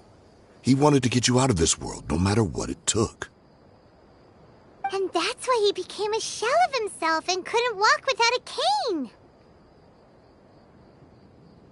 Wait, but that doesn't make any sense. I didn't know about any of this, and I'd never seen him get injured or beaten. Because you were too young at the time. How would you ever tell between wounds from a beating and wounds from battle? When you left home after that final argument with him, he seemed to age by a decade overnight. Even his hair went gray. So, even the blazing beasts were... Yep. It was all his doing. Had he not arranged them to come to you, you probably would have been reduced to a pulp before you ever left the desert. A few years ago, Boss said he needed to make another trip to headquarters. He was already pretty weak then, and we all assumed he was going to get beaten again. I suggested that he hand the role of leadership over to me, but he said there was no longer any need, since the Khan al-Ahmar would soon be no more. His words made no sense to me, but that night, we heard that a massive fire tore through headquarters and razed everyone's records to ash. Everyone gained their freedom that night. Many members fled, not just from our ranks, but from the other brigades as well. But how could we leave with a clear conscience? All of us who knew exactly what had happened. The boss can't have just died for nothing. Those heartless jerks at headquarters took him from us. From that point on, the sole purpose of the Khan al-Ahmar became revenge. The big fire that boss started was quite a blow to headquarters' strength. It's given us the opportunity to launch our attack. Even though we're outnumbered, we vowed to see our revenge through to the very end. There were people from headquarters who changed their names and went into hiding. Some fled to other brigades, and others escaped to the rainforest. But we won't let any of them escape our wrath. They'll all pay for what they've done. We've suffered plenty of losses as well. To keep going, we need an enormous amount of supplies, from food and medicine to weaponry and explosives. All we can do is exchange our loot from Mora, and then use that to get supplies. We forged Boss's handwriting and sent out many letters to his former friends. Thankfully, many people were willing to come to our aid. We were also able to attract many mercenaries who shared our goal. We've endured unspeakable pain to win many impossible battles. Deshret's relics have become weaker and weaker, and now we finally have an opportunity to directly strike their headquarters. Paimon doesn't know what to say anymore.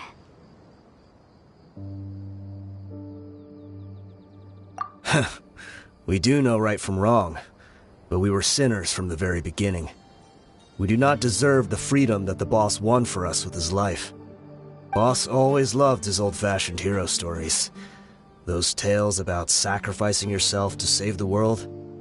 We used to always laugh at him for it. But in the end, he really went and lived those stories out himself. As for me, I never considered myself a hero. We're all the lowest of the low. We have no right to even imagine such an existence.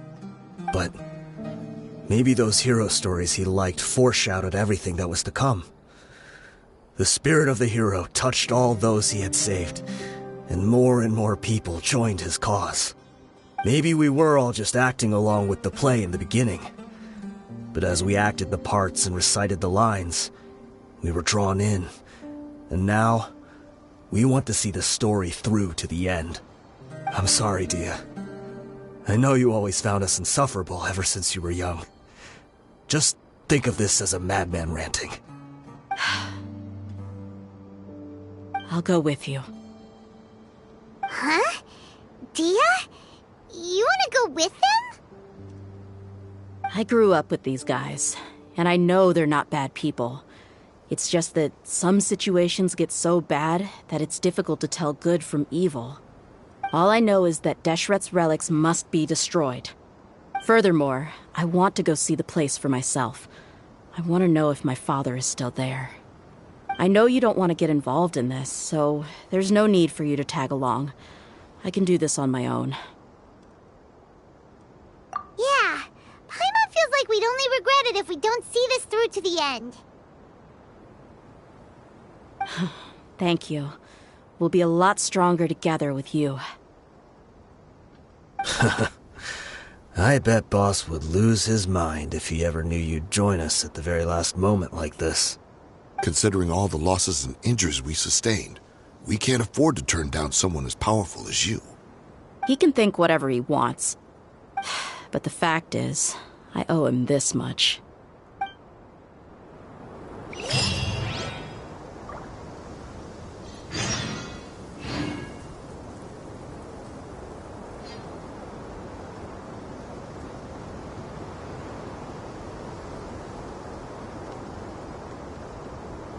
Every journey has its final day. Don't rush.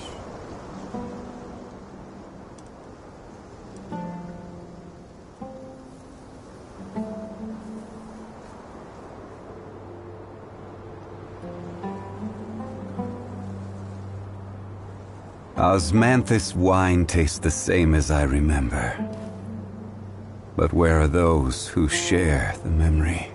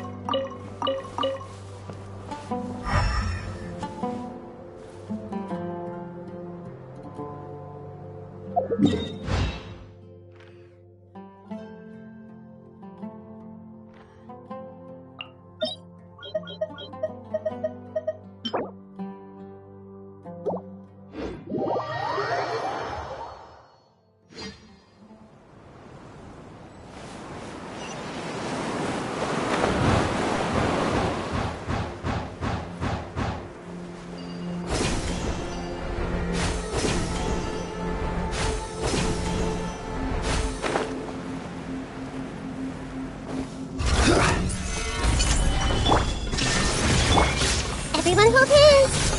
I see everything! Time for a light show!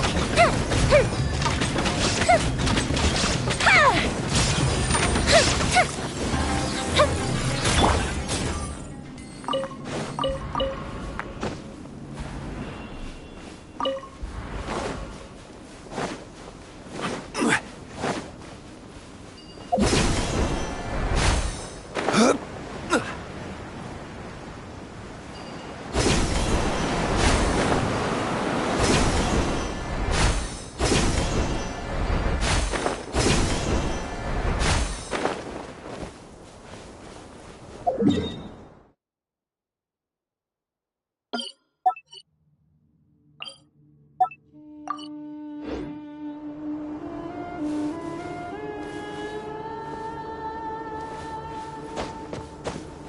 this the entrance?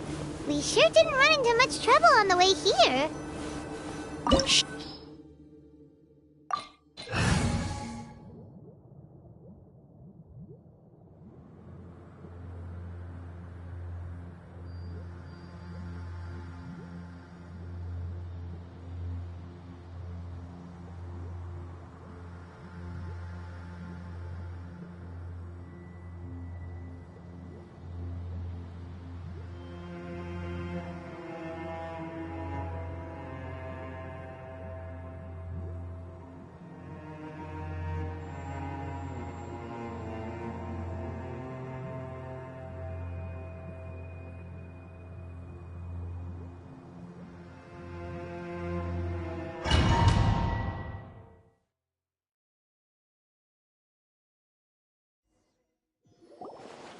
Wow.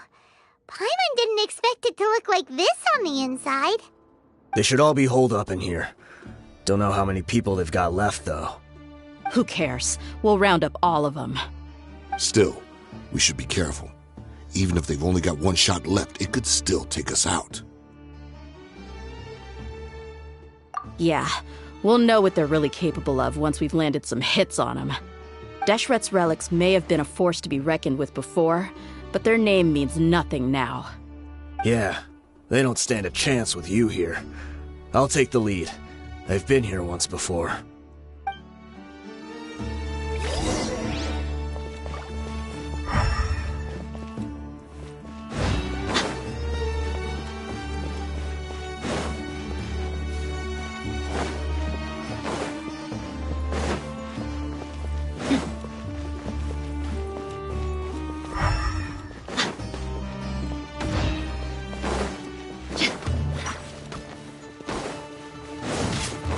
Let's get it on! Solidify! Illusion shattered! Hey! I'll take my leave. Fire hazard!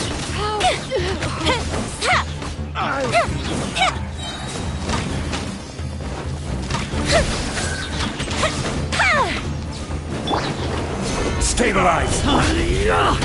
Look alive! Following orders.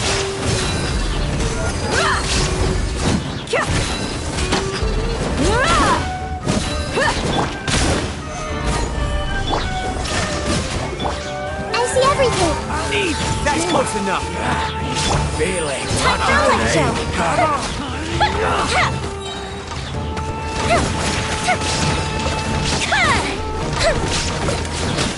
Go Bishop down!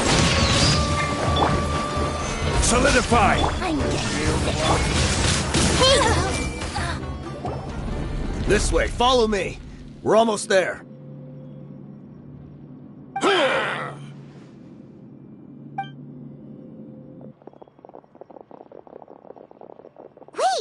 They went charging ahead without checking for any traps! Hey, you guys okay? It seems like we just got trapped in here. Don't think we triggered anything else. Watch out, the enemy's coming from ahead. Well, now that things have come to this, seems we'll have to fight our way through. Don't worry about us. We knew something like this could happen. Go and take a look around. There could still be another way through. Let's go! We can't let the boss down!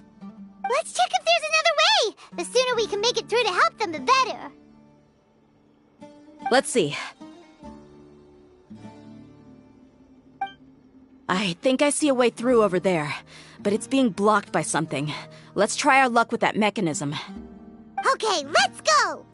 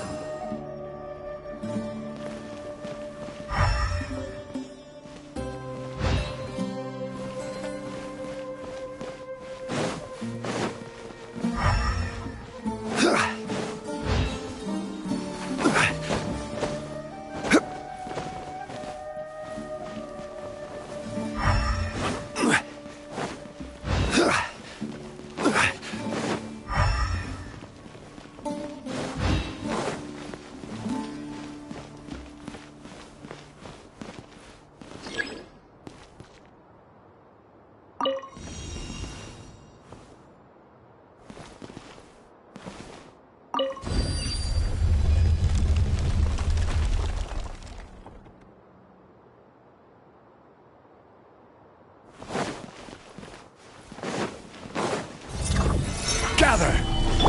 Shine down! I see everything! This way... Fire hazard!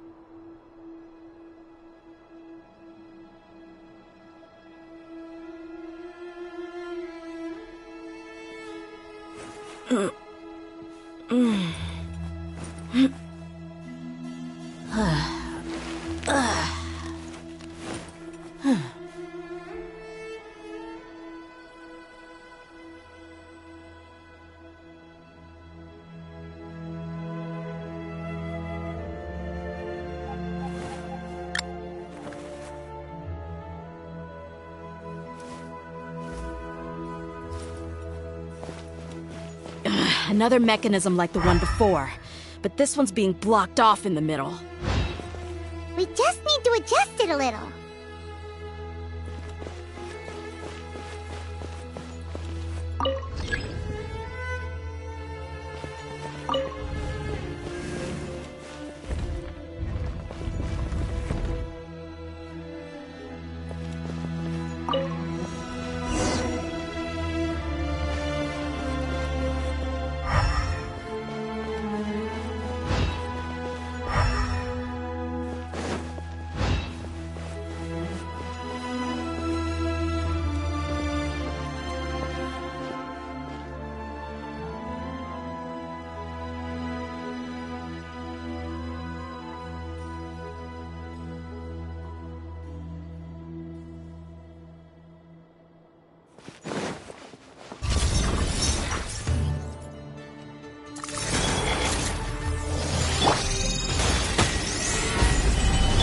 There is no escape! Everyone hold hands! I see everything! Time for a light show! Ha!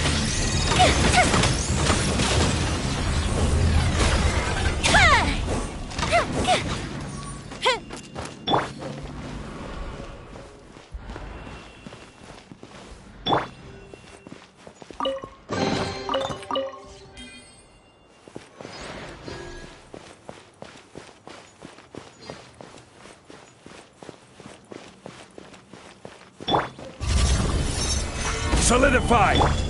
Illusion shattered! Everyone hold hands! Fire hazard!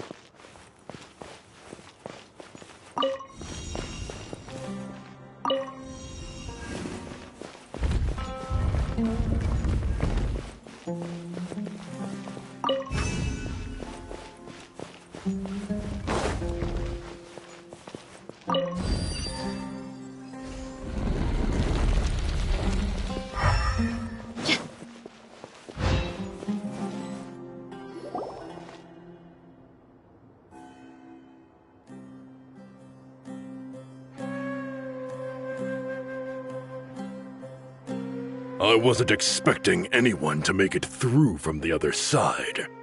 But as a desert dweller, I suppose we should be used to our folks defying all expectations. Don't waste your breath. You have nowhere to run. Run? Had I wanted to run, I would have fled 1,000 times already. I witnessed the golden age of Deshret's relics. Even if I could leave this place behind, all that awaits me now are endless days of humiliation and ruin. Even now, my brothers and I still believe in one thing. The greatest should never live to remember their fall. So you want to go out in a blaze of glory? Let us draw our weapons! We will show them the true power King Deshret bestowed upon his followers.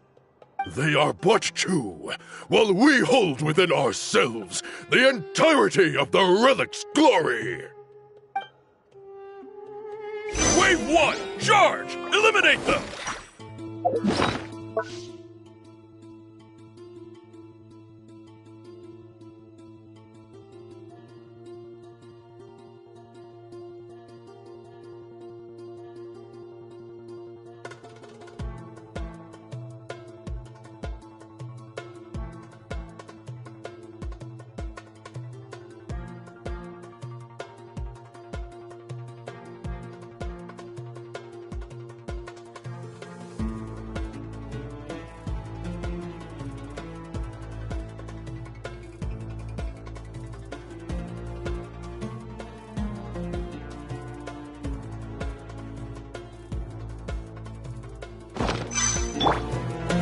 Stabilize! There is no escape! I see everything! Here come the fireworks! Time for a light show! You don't think that you won. We're just getting started.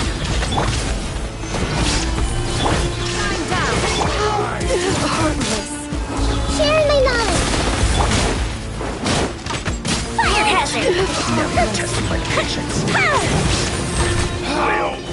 King Deshret will not abandon any one of his followers. There is no escape! Gold Bishop down! Everyone hold hands! Now you're testing my... I'm down! Time for a light show! Will. Brothers! With me, this is where we prove our fate. Do you all just want to die? None of us plan to leave this place alive!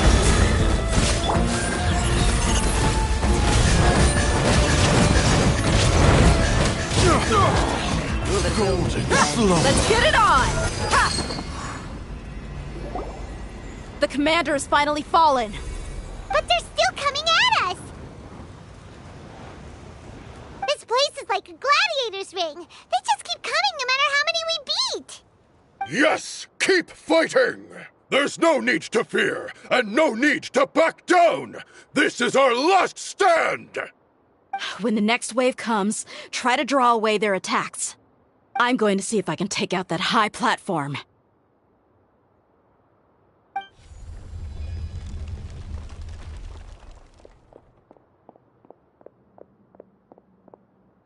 Get out of my way! Come and face me, Michel! So they've broken through the front as well. Apologies, Lord Michal. They fight like absolute madmen! No matter how much we throw at them, they just keep coming for more!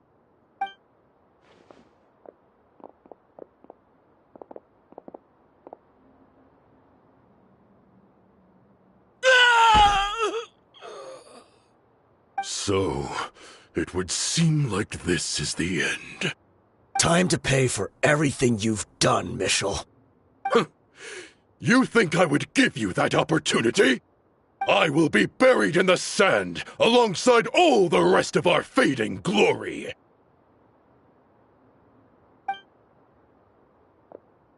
Hey, wait!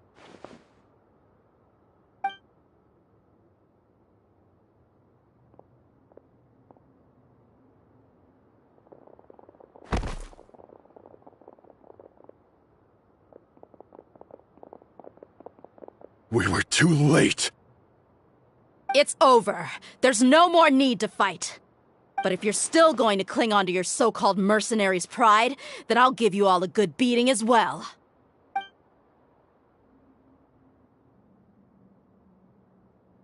Hey, Dia! I found the mechanism. I'll get you all back up here right away. Let's go.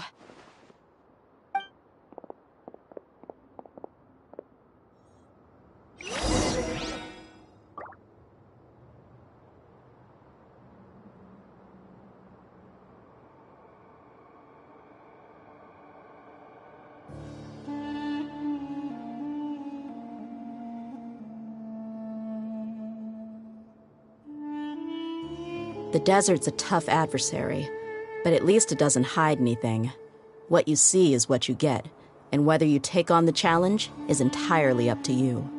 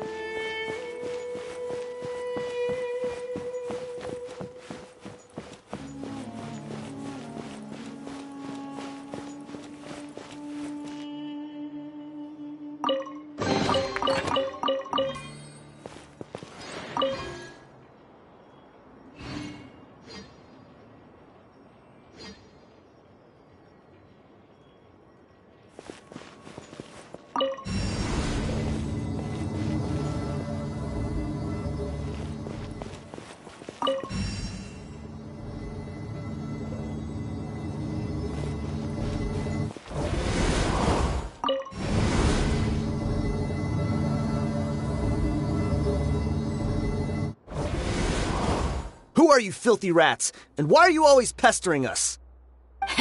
You call yourself a member of the infamous Deshret's relics and you still can't even tell who's made it all the way to your headquarters? Who knows what intent a bunch of rats may have? We try to catch a couple, and you all just show up on the other side instead. How are we supposed to figure out what you're after? Hey, have you ever heard of a man by the name of Kusela? Why would I know? It's not like I'm in charge or anything. This is your last chance to talk. Hey, I said I don't know anything.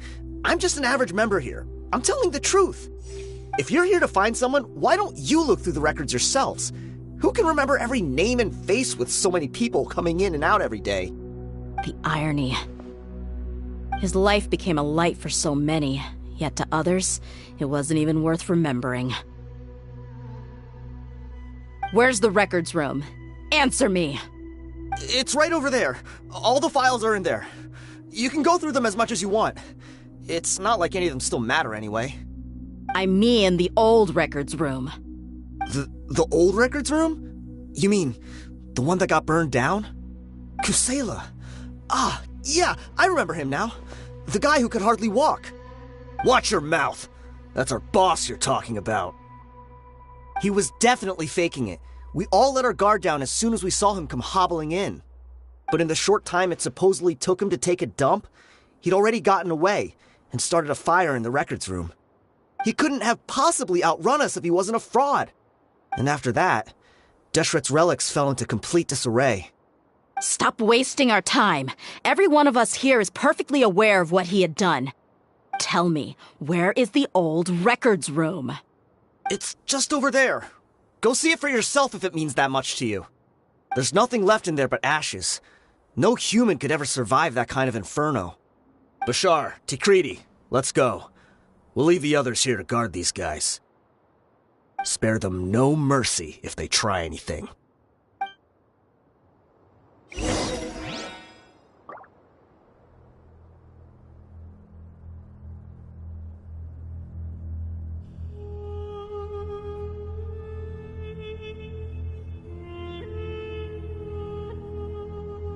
We mercs have one simple rule. Whoever pays the most is your new boss.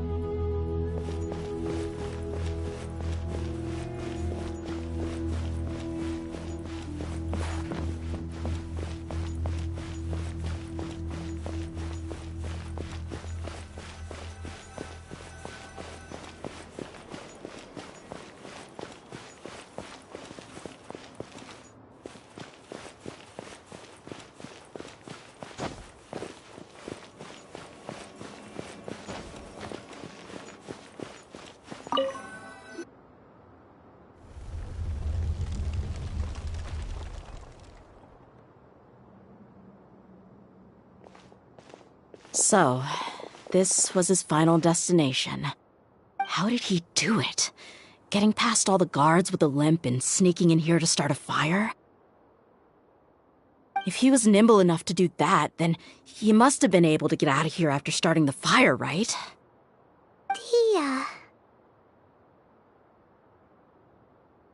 I'm sorry. I know it's just wishful thinking. Let's look around. Maybe we can find something that's been left behind.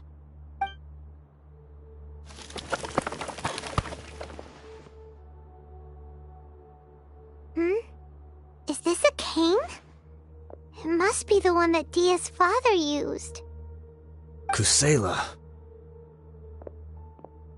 Thanks for everything, boss.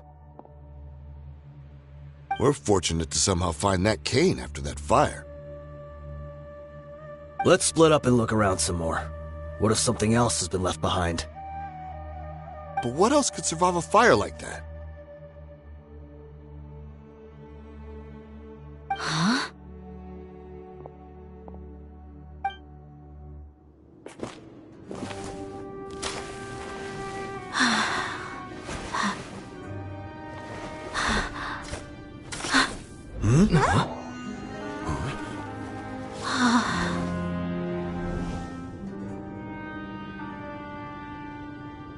Thought so.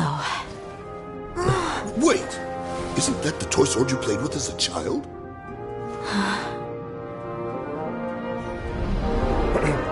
The dragon is no more, for Princess Dia has slain it.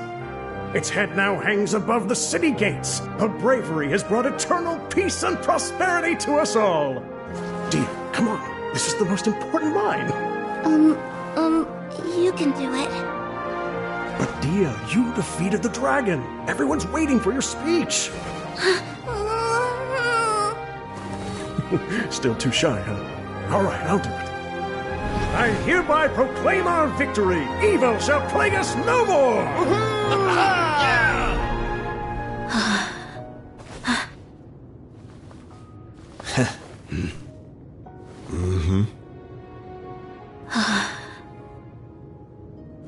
I hereby proclaim our victory. Evil shall plague us no more, Dad.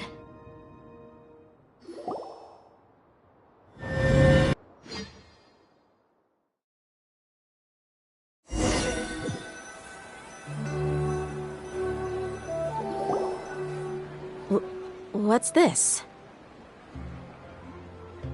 Don't you remember?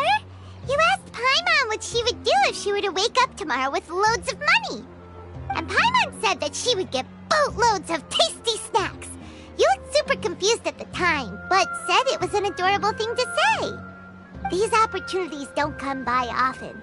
So today, Paimon's gonna treat you to a special crash course on Paimon's life philosophy.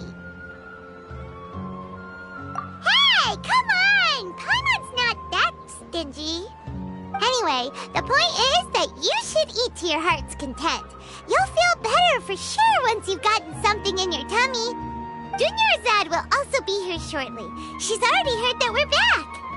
Aw, thanks, you two. Honestly, this is very unlike me. I just had a lot on my mind on our way back, so I didn't know what to say. My chest was filled with all kinds of intense emotions. They just shook me even more than all the feelings we've shared during our previous adventures. But when everything came to an end, those emotions also vanished without a trace, and I was left feeling more empty than ever before. It was as if I'd lost the thing that was most important to me. Yeah, you're right. To many mercenaries, Mora is the most important thing in the world. But perhaps to us, it's the most worthless thing of all. Idrisi and the others all used to say that they would quit if there was no Mora to be had. But when it came to avenging my father, there was no Mora to be made anywhere. My reality shattered when I found out that the father who always told me hero stories was in fact a bad guy. But look at me now. Am I any different? Despite all my promises about never forgiving him and never trying to understand him, I still went to such lengths to find out the truth, and nearly even shed tears for his sake. We're hypocrites. All of us.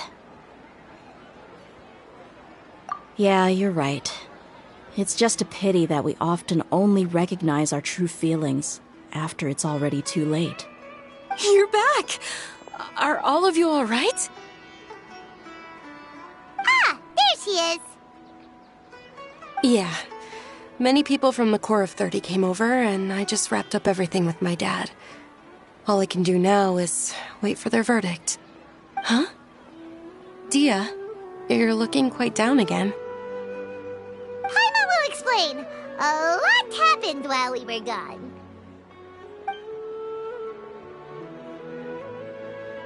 I'm sorry. I really should have controlled my emotions better. I just... It's all right, my lady. You were hurt by all of this as well. Truth be told, I'm starting to feel a little guilty watching you cry like this. Dia, your pain must be even worse.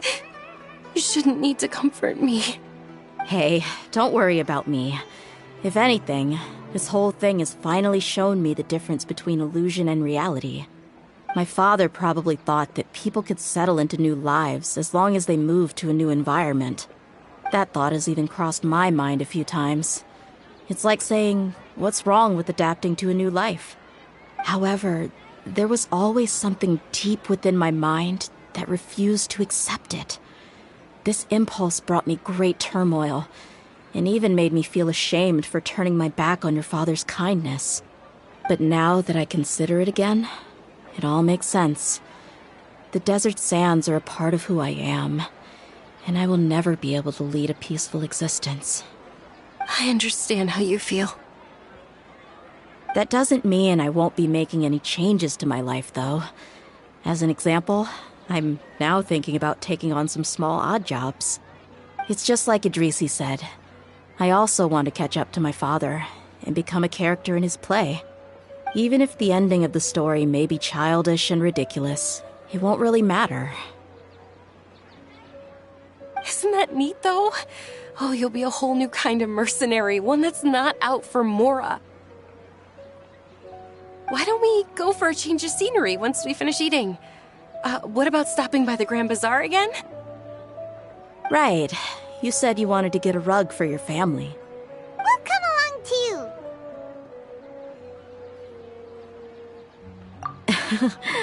I can't thank you enough for taking care of me this entire time.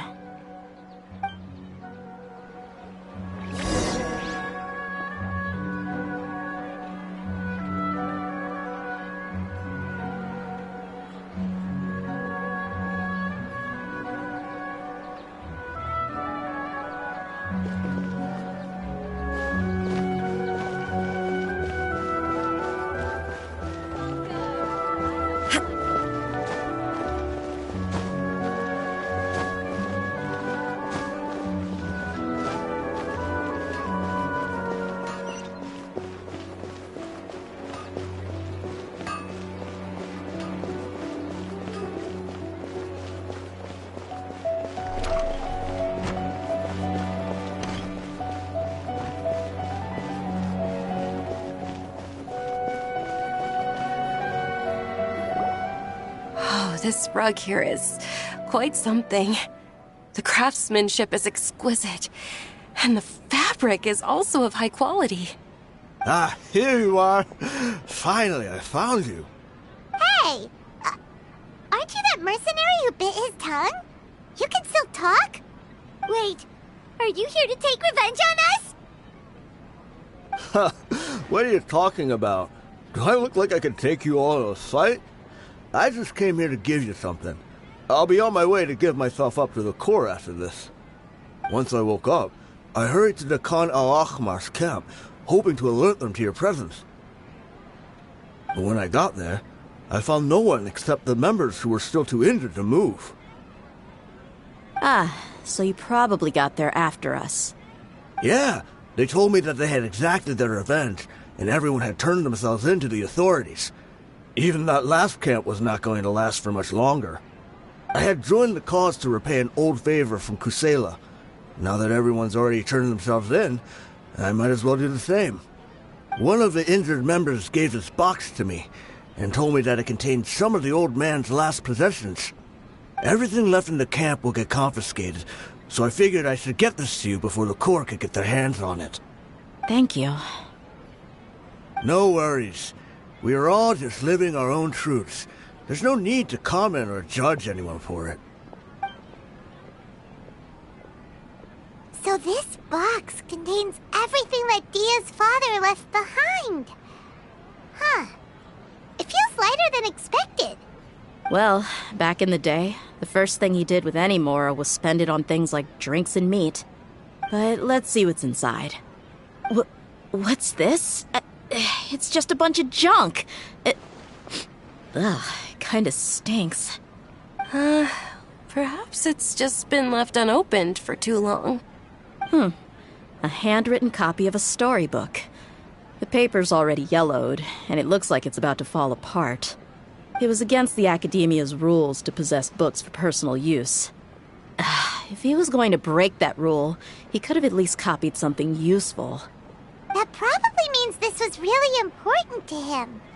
And here are a few bags of children's snacks. The packaging's completely deteriorated. Maybe that's where the smell was coming from. Did he get those for you? Yeah, but here's the thing, though. Even when I was a child, I was never a fan of these kinds of snacks.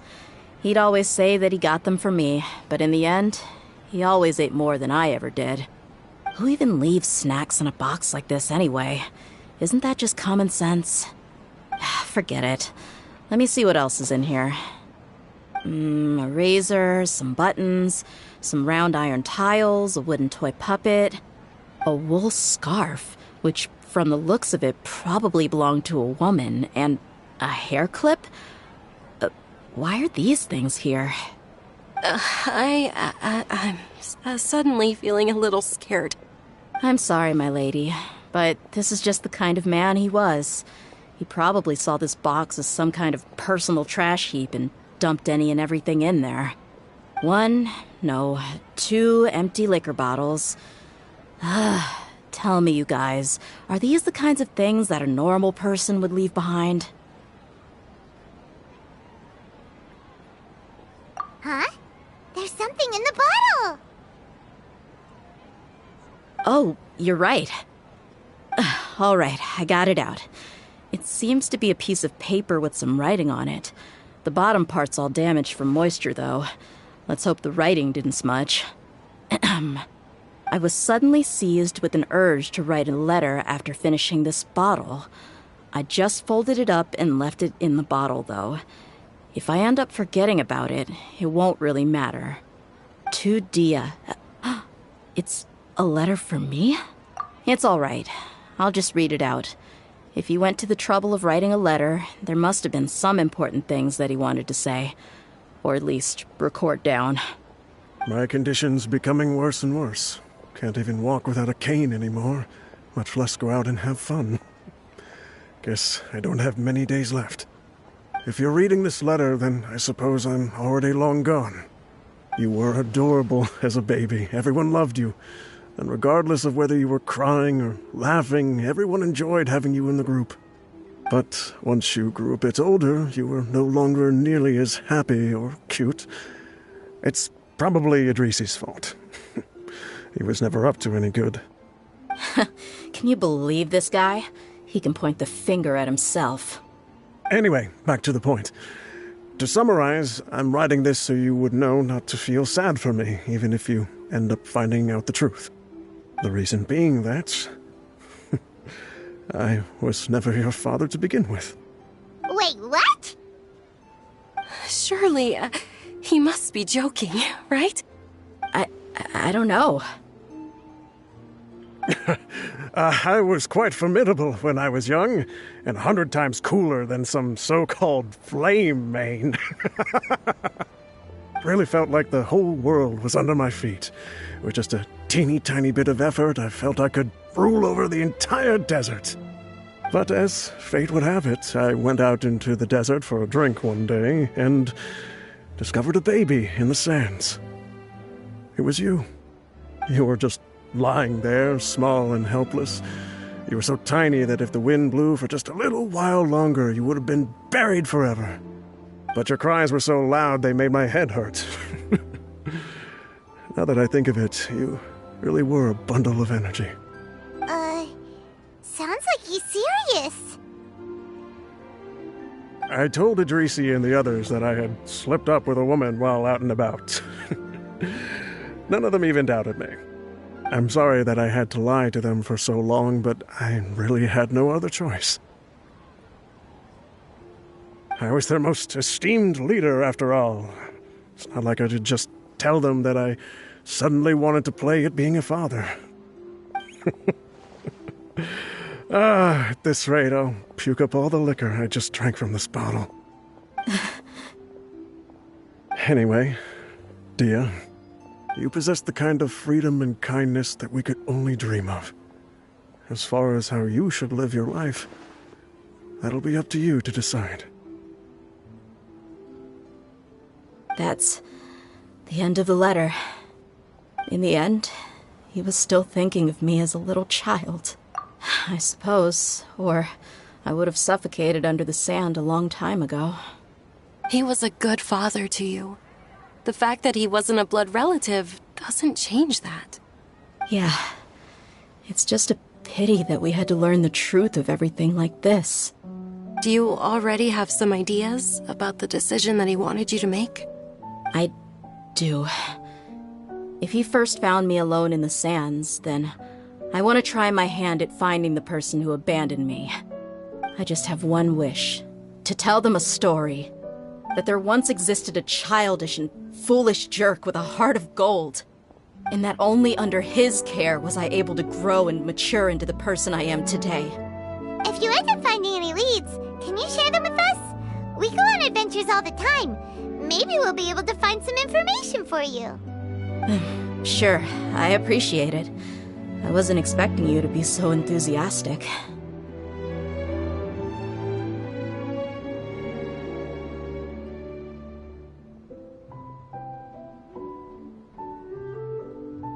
I'll help too.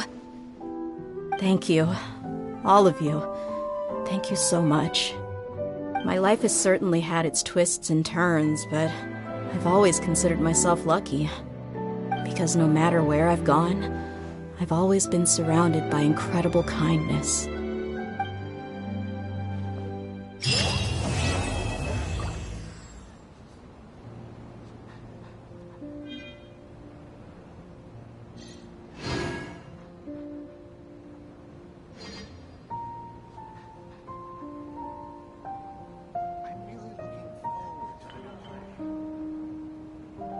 Studying is far less fun than making money. I'm super awesome. Perform again.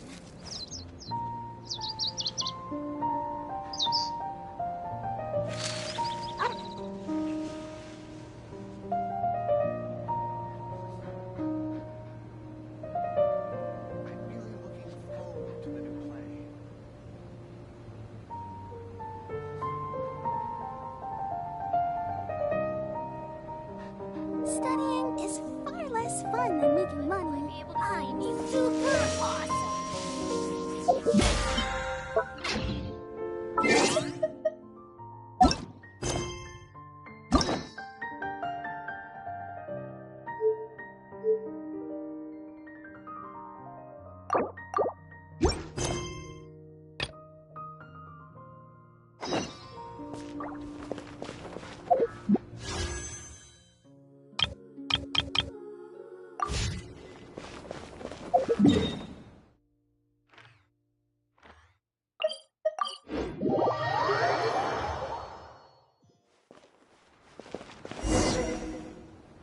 Even though most of the Academia's restrictions have significantly relaxed, I'm still a bit worried that the Matra might give her trouble. I need to stay here to keep an eye on the situation. Kale, can you head to Sumeru City and find out why she isn't here yet? Does it have to be me? I'd only assign a job this important to someone I trust. Are you not feeling well?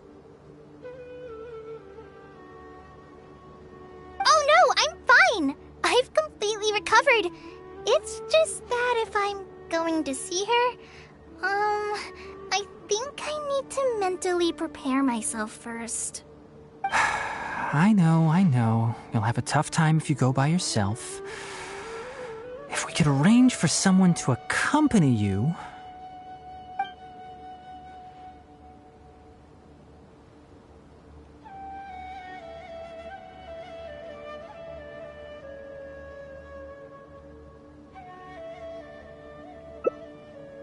Oh, hey there!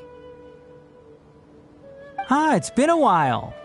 What a coincidence. I was just thinking about asking you to accompany Kale to Sumeru City.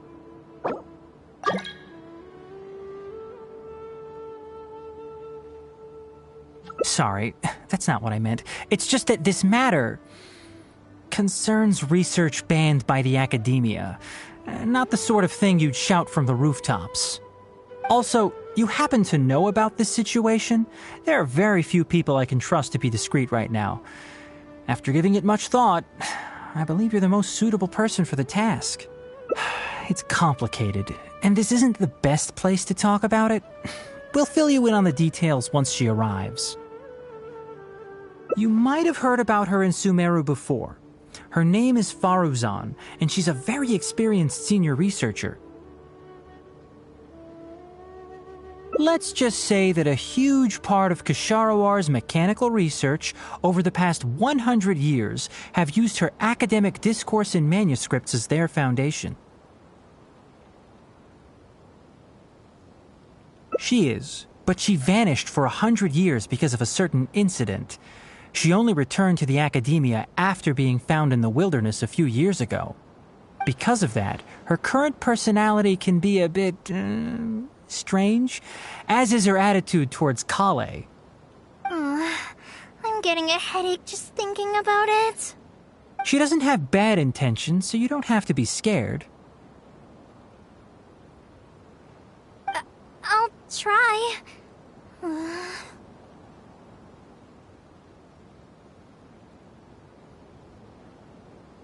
Yes, Ksharawar and Spontamod researchers are often quite prejudiced, so I can't trust them with this matter.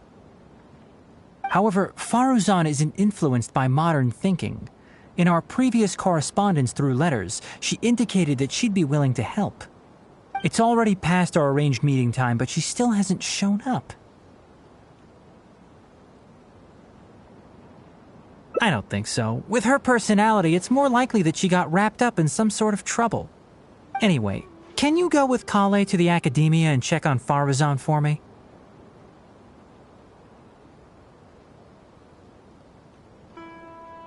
Thank goodness. I was so anxious. I'm counting on you too. Kale, don't push yourself too hard. Just go there and see what's going on. Our task is important, but not that urgent. If Faruzan really is in some trouble, come back and tell me about it. We can always reschedule our meeting. After all, if she's distracted by other things, it'll affect her ability to help us. All right, let's go!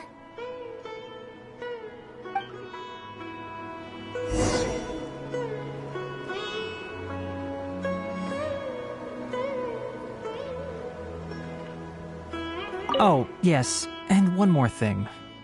You might find her difficult to get along with at first. However, if you address her as Madam, she'll become much easier to talk to.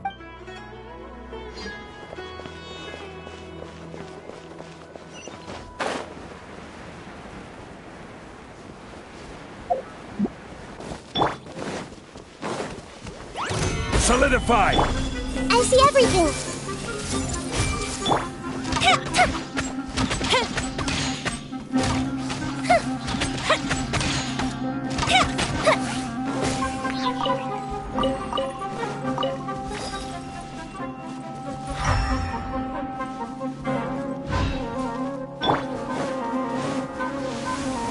Stabilize! Hey!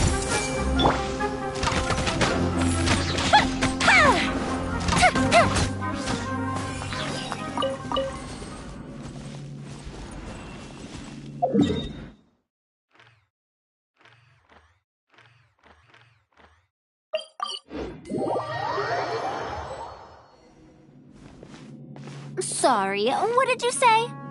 Oh, could you repeat yourself? As you know, I'm sure, hearing goes with age. Farzan, I said that you need to give us an answer. Ah, yes. And did you forget to add madam when you addressed me earlier?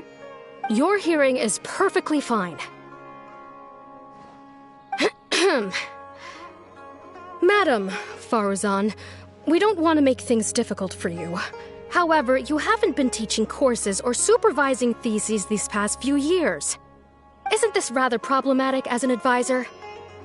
Never mind the students, even other advisors are starting to complain. And who, if I may ask, complained? If they have any issue with me, tell them to talk to me themselves rather than waste any of your time. You don't have to tell me anything. I very well know that it's those people from Haravatat. How I wish they'd put their time into doing proper research instead. But, Madam Farzan, it has been a long while since you last made any practical academic contribution yourself. Academic contribution cannot simply be divided between the tangible and the intangible. The issue here, I believe, is that the reviewer doesn't understand the very nature of knowledge itself. In any case, it makes no sense to use a metric like this to evaluate a mentor. Which sage set this rule anyway? I should write a letter of complaint right this instant. Wait! Madam Farzan, please let me finish. That's her, all right. But the person with her doesn't look like a Matra.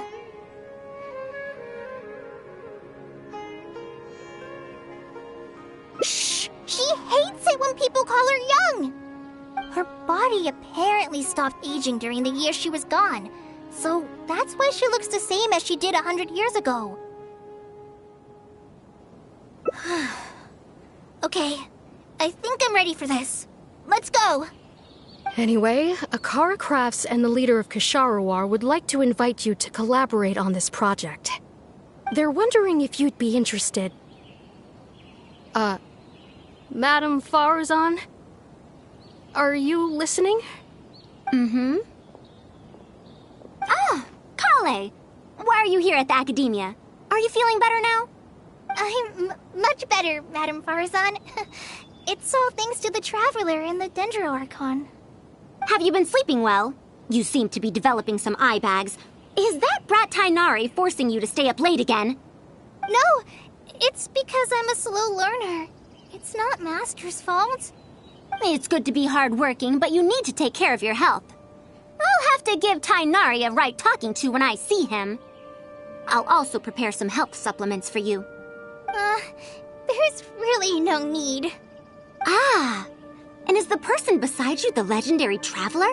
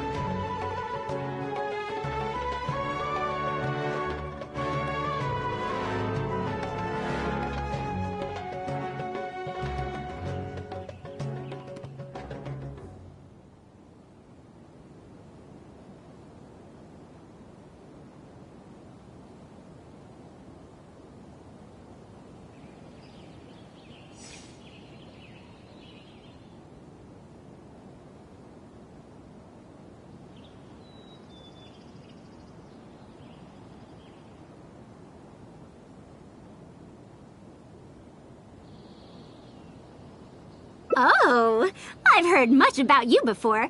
In fact, I've been meaning to meet you for a while now. It is thanks to you, after all, that the Academia is finally getting back on its feet.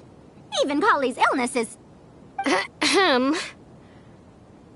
Madame Faruzan, I believe we were still discussing the collaboration with Akara Crafts. I'd wager it's those Kasharawar dunderheads finding excuses so that I'd go to their darshan. Say no more. I have no plans to change my field of research. If you're this unwilling to participate in the collaborative project, you can also consider teaching a class.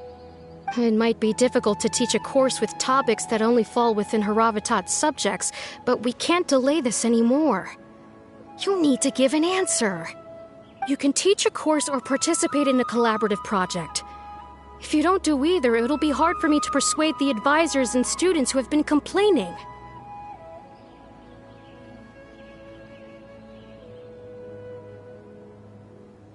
Could you not give me a few more days to consider? This matter has been delayed for so long already. That's precisely the issue. If you don't give an answer today, I fear that someone will soon escalate their complaints to the sages. What a waste of free time these folks are. Now you two are here at Tainari's behest, I take it. I'm sorry, but given the current situation, it looks like I'll have to come over some other day.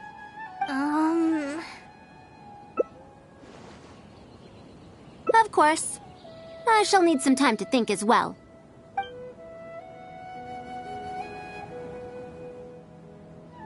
What now? She seems so busy. Master said there's no rush, but I know that he's been busy working on something at Pardis DI, so he hasn't returned to Gandharville for several days now. I feel for Madame Farazan, but I still want to ask her to come with us. But if I get her in trouble with the Academia, then she won't have the time to help Master. What should I do? Oh, this is such a headache.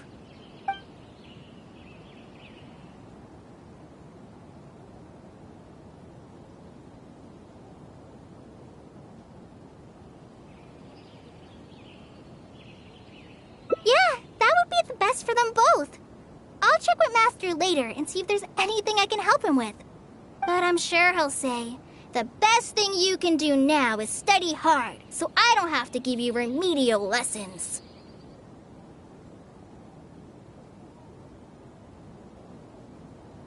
Huh?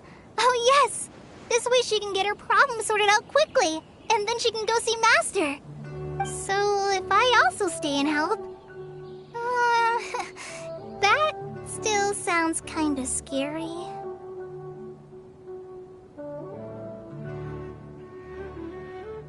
Okay then. I'm counting on you.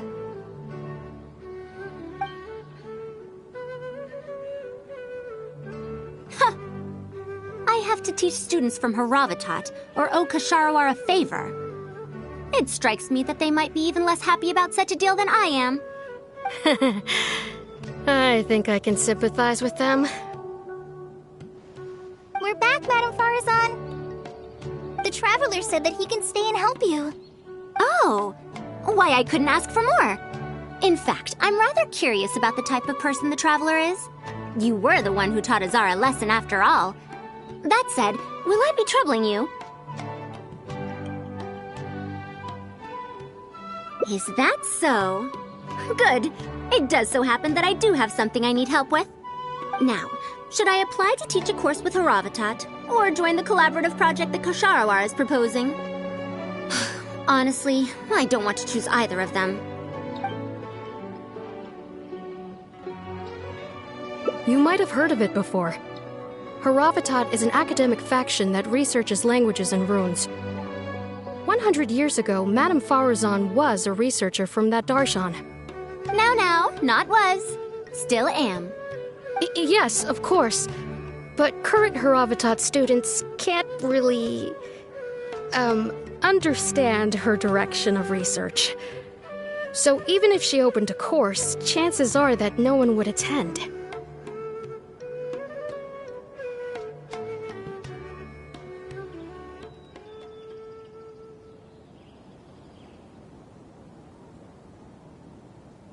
summary, I mean to interpret the configurations and solutions of ruin mechanisms via the deciphering of on-site stone carvings and unearthed documents.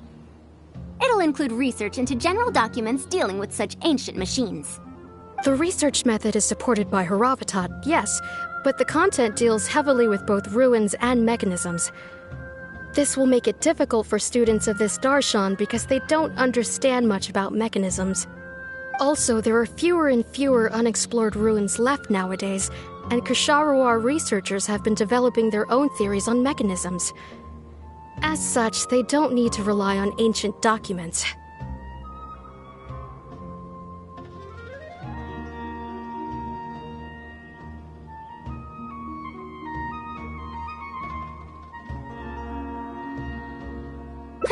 They're far too complacent. Ancient mechanisms are more dangerous and complex than one might imagine. I'm telling you, things weren't like this 100 years ago. All researchers back then were interested in exploring knowledge from a variety of topics. They also gave more respect to unknown mechanisms.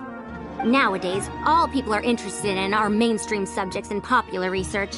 Even if they attended my course, I wouldn't be interested in teaching them. Also, the people here think that my research is outdated and unrealistic, so they keep cutting my funding. Why, I think they could all stand to learn from Kale. She's a hard-working child and respects her elders. Huh? Why me? Ah, if only those who came to my lectures were more like you. Speaking of which, are you feeling better? You don't have to confine yourself to Gandharvaville anymore, right? I just remembered that I have a lot of studying to do. I need to head back and find Master.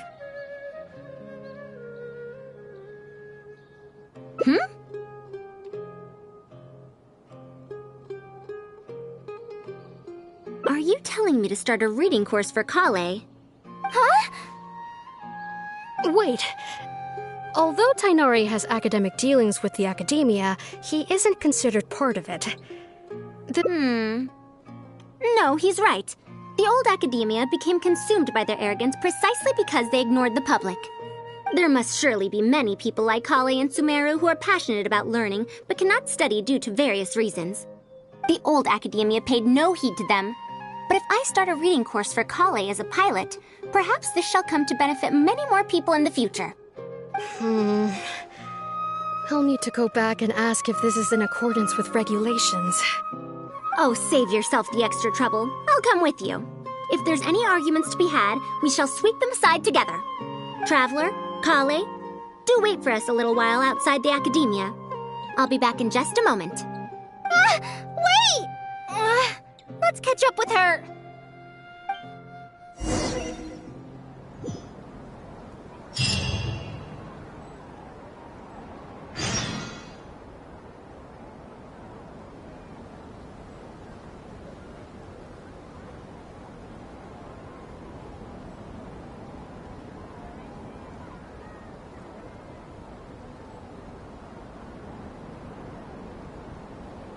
If we've got nothing else to do, why don't I tell you a story?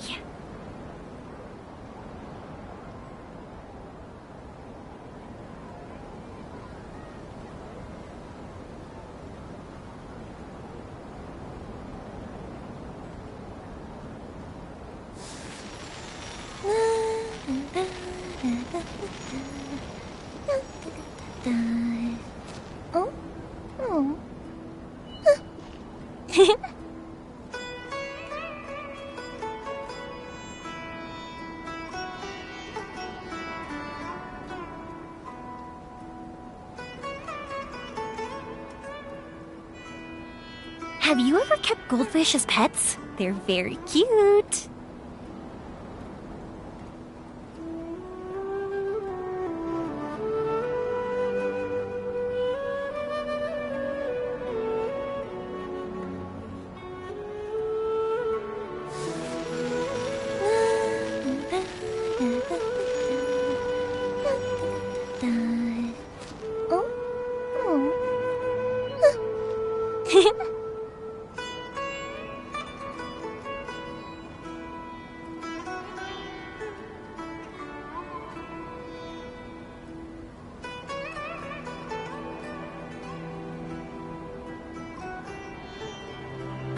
Freaks are for now, but friends are forever.